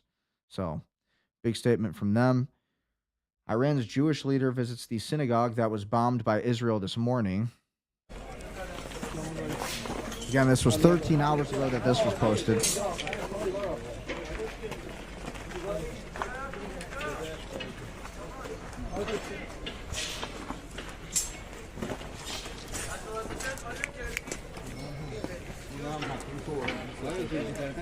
Israel is taking hits. It's getting heated. More and more heated by the day.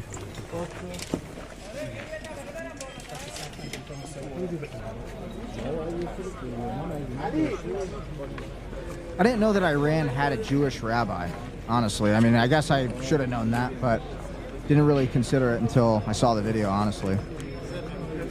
And again, that comes from right after Trump's statements. Again, 12 hours ago, he had statement, a whole civilization will die tonight, never to be brought back again. Speaking about Iran, I don't want that to happen, but it probably will. And again, Trump has made statements at 6:32 p.m. right before this stream that I'm doing tonight.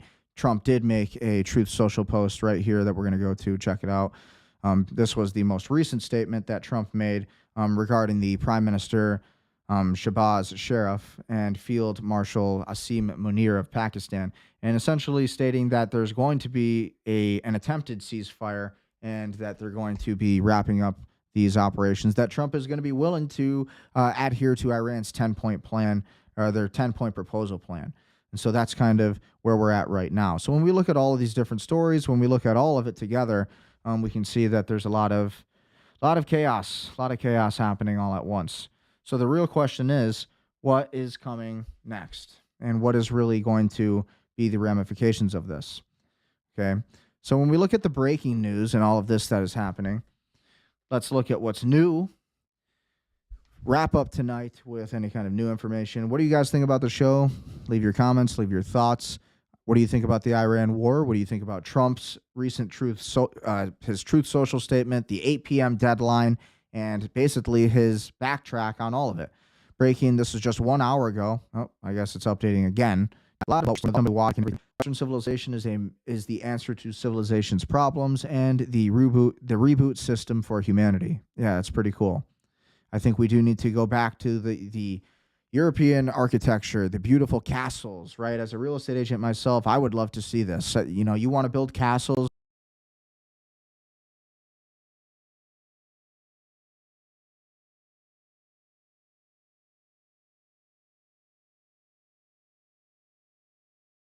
Talk to me, shoot me a DM, Brendan Ecker, work with me. Let's build these kind of structures again. Let's build megalithic structures. Let's build the pyramids that except twice the size. I want to really create something amazing. Agreed upon tentatively.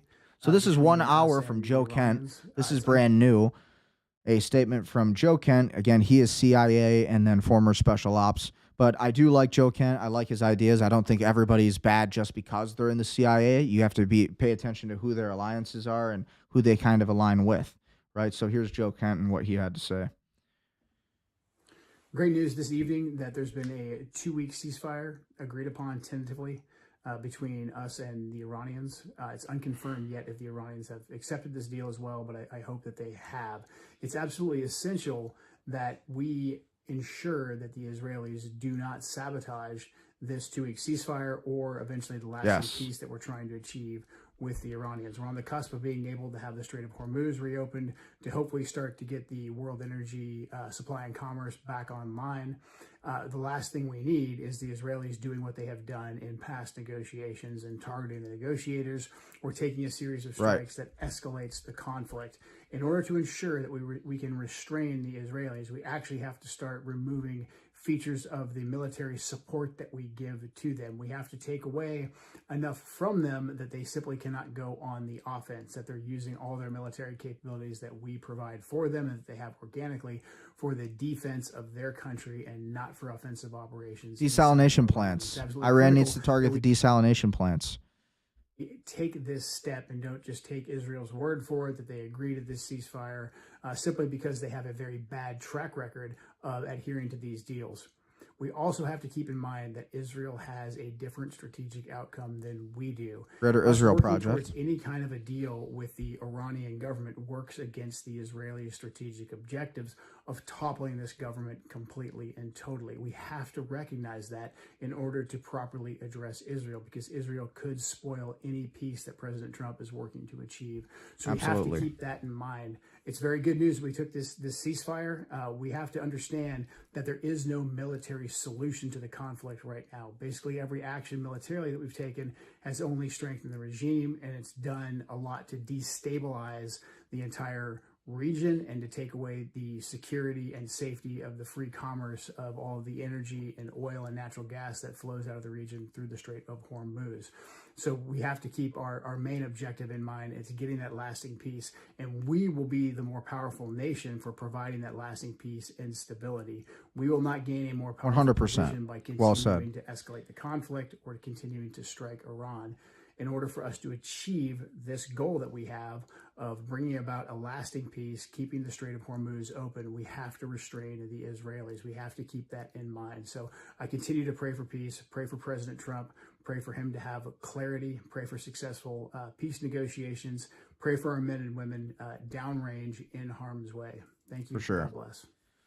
Yeah, and the one thing I would have added there is that this is for the Greater Israel Project. That is really Israel's main agenda. Their overall objective here is to achieve that Greater Israel Project and to secure Lebanon, to secure Israel or Gaza, you could say, and then to secure Syria, Iraq, Iran, Turkey, and then, of course, Ukraine. That's what the Ukraine-Russia war is all about. So very important that we don't let this entire peace deal be sabotaged. Trump... Nick Fuentes said taco, standing for Trump always chickens out. I believe that will probably be what Nick Fuentes talks about tonight. President Donald Trump made a statement on Iran. Yeah, so we looked at that many times. Again, the White House reposted that on X. And as we're looking through the X algorithm, there doesn't appear to be any real critical breaking news at the moment. All the major stories seem to have come out. So again, a lot of what we're going to see with this entire war is probably going to end up happening towards the end of the night. I think it's going to be like 1 a.m., 2 a.m. That's always when Trump likes to strike during these kind of incidents. Meanwhile, in California, this is happening, right? Southern part of the state, described as a warehouse. And the aerials coming to us from KTTV. Here's what we got. Structure there, firefighters responding to the Yeah, it's definitely not an accident, flames, right? And a lot of them coming through the roof. So this is a second alarm augmentation call that involves 10 engine companies, 1 trunk company, 1 squad, and 2 battalion chiefs. So it is all hands on deck as they try and contain that blaze. I don't think I've ever heard of a... And the sun's coming up. Crazy. Breaking Turkish forces report that the terrorist who attacked near the Israeli consulate general in Istanbul was an Afghan national and a Mossad agent. Israel attempted to carry out a false flag operation to target Turkey, according to initial unverified reports.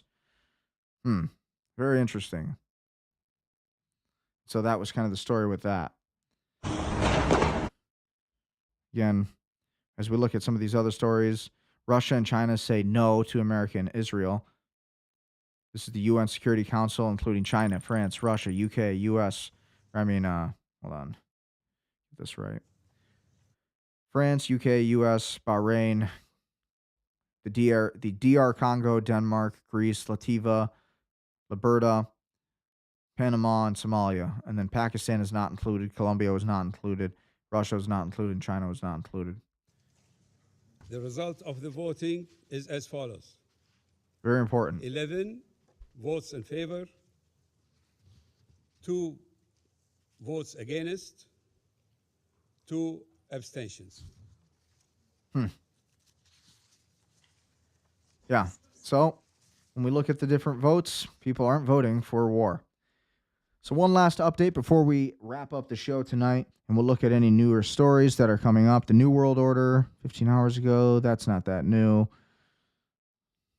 Looking for any new stories that popped up. We covered Joe Kent giving his statement on what he believes is the best course of action. Looks like we're not seeing any big movements now. Oh, wait a minute. Breaking news. 9 minutes ago, holy smokes, missiles are raining down on Tel Aviv less than 2 hours after the ceasefire agreement. So again, Trump did state that, if there's moments to finish any kind of military operations, then this would be the time to do it. So this is not out of the ordinary. The missiles.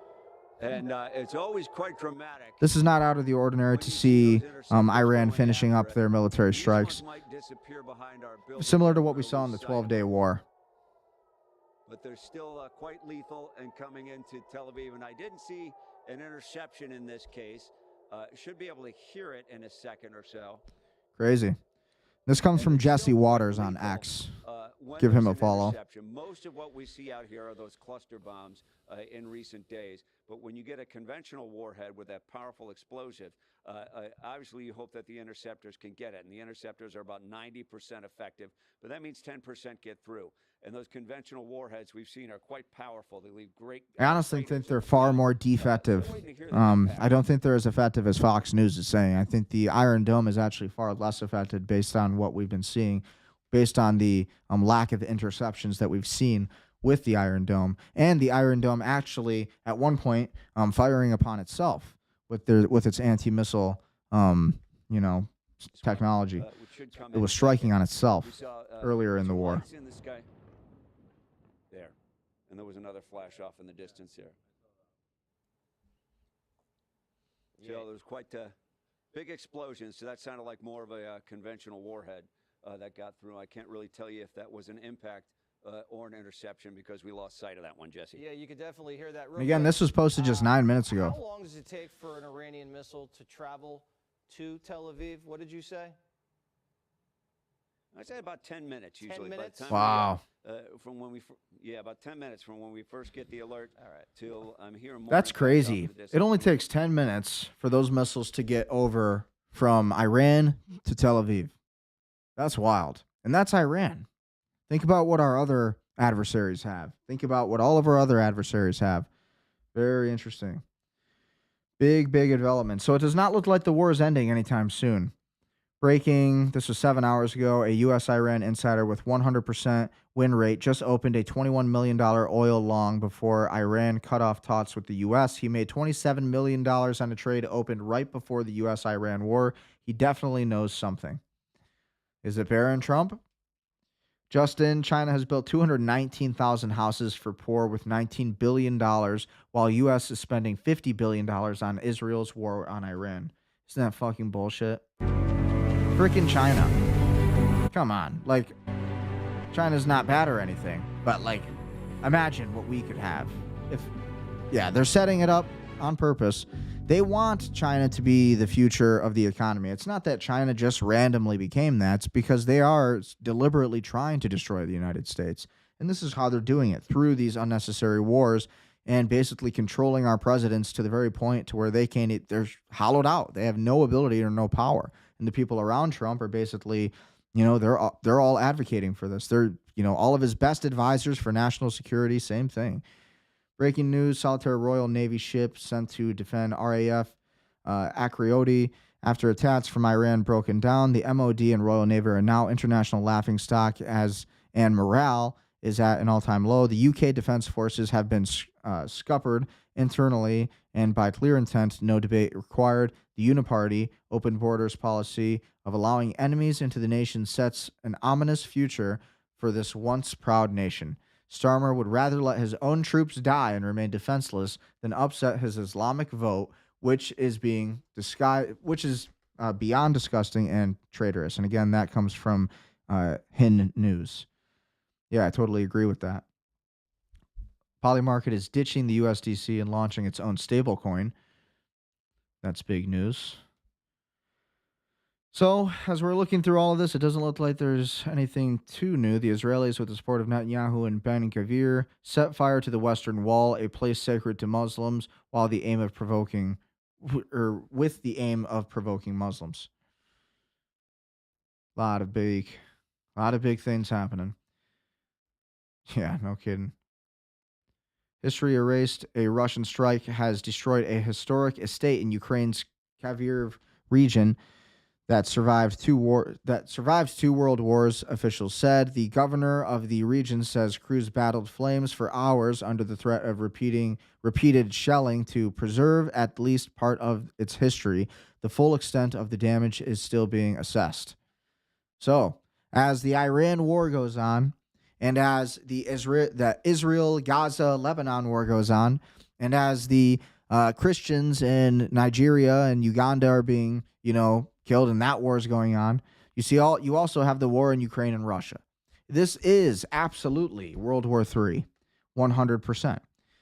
Today, the FBI Justice Department announced Operation masquerade a court-authorized technical disruption of Russian GRU infrastructure used to steal government, military, and critical infrastructure information. Since at least 2024, a cyber unit with the Russian military intelligence trapped at APT-28, Fancy Bear, and Forest Blizzard has conducted a DNS hijacking campaign worldwide. The GRU compromised routers used in homes and businesses to steal emails, passwords, and authentication tokens of high-value intelligence targets.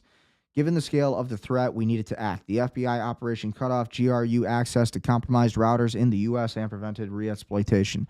The FBI will continue to work with international and private sector partners to identify GRU cyber activity and impose costs of state-sponsored actors who target the American people. So, keep your data secure. Mamdani, the wealth of median white household in the city is more than $200,000, while that of a black household is less than $20,000. We are reckoning with our long history of racism here and stating to act upon a framework that puts equity rights at the center of it. Yeah, so more socialism from the city of New York City. Isn't that been great? Heavily diluted over many rounds of revisions. We took the time to strengthen this report to ensure that it was actually an accurate reflection of the city that we all love and know as our home, and to actually release this report within the first 100 days. Now, in this report, what we've seen, it's a report that is both coupled with a true cost of living report, is that the inequities in this city, the racial inequities, are stark. We are talking about findings that have shown that the wealth of a median white household in the city is more than $200,000, while that of a black household is less than $20,000. This is not an indictment of any one New Yorker. It is an indictment, however, of policies and politics that have persisted for far too long. Okay. Our commitment now is to act upon these findings, to do so in concert You need with socialism, New New Yorkers. York. In translation, you need socialism, not capitalism. We are going to decide for you as the government. As we've now opened a public comment period for the next 30 days to ensure that we have a city where we are reckoning with the long history of racism here and starting to act upon a framework that puts equity right at the center of it. Thank you. Isn't that such a dirty word, racism? And it's like so abused and overused today by these kind of people. You know, what creates racism is the Mamdanis. It isn't one color. It isn't whites or blacks or Asians or Mexicans. That's not what creates the racism. It is these divisive people that create such divisive laws and policies that are stupid and heinous and completely unfair and the opposite, the antithesis of what they are saying it is in the name of equity when it has no equity. And it creates all of these different forced, and they set the races against each other. And this is exactly the war we're fighting. This is the psychological operation. The sooner people realize that the Mamdanis, they are the real threat to this country. And when I say that, I mean politicians specifically. I'm not talking about any race. I'm saying politicians. I'm saying the people who have the power over legislation. While they sit and dine 5-star, they enjoy watching and laughing. They laugh at your stupidity. They think many people are just dumb. And they think people just don't care. So it's 9:09 p.m. That is the end of the night. That seems to be the end of the news cycle for today. What do you guys think about it? I think we are absolutely going to be continuing this war with Iran. We're going to be seeing more information on it. We're going to be covering this every night at 7 p.m. Eastern, Monday through Thursday on Accurate Geopolitics. Please be sure to like, share, comment, and subscribe. Support the show. And I appreciate you coming here. And at the end of the day, support the information. Because I think the truth to America, the truth about the future of America lies in those who are willing to speak the truth, those who are willing to seek the truth, and those who are willing to question, the narratives. So, what do you guys think? Are we going to be in this war with Iran even longer? How long do you think the war will last? And what do you think is Trump's next move? We'll be talking about it more tomorrow. Until then, stay prudent, stay powerful, stay wealthy, and have a wonderful night.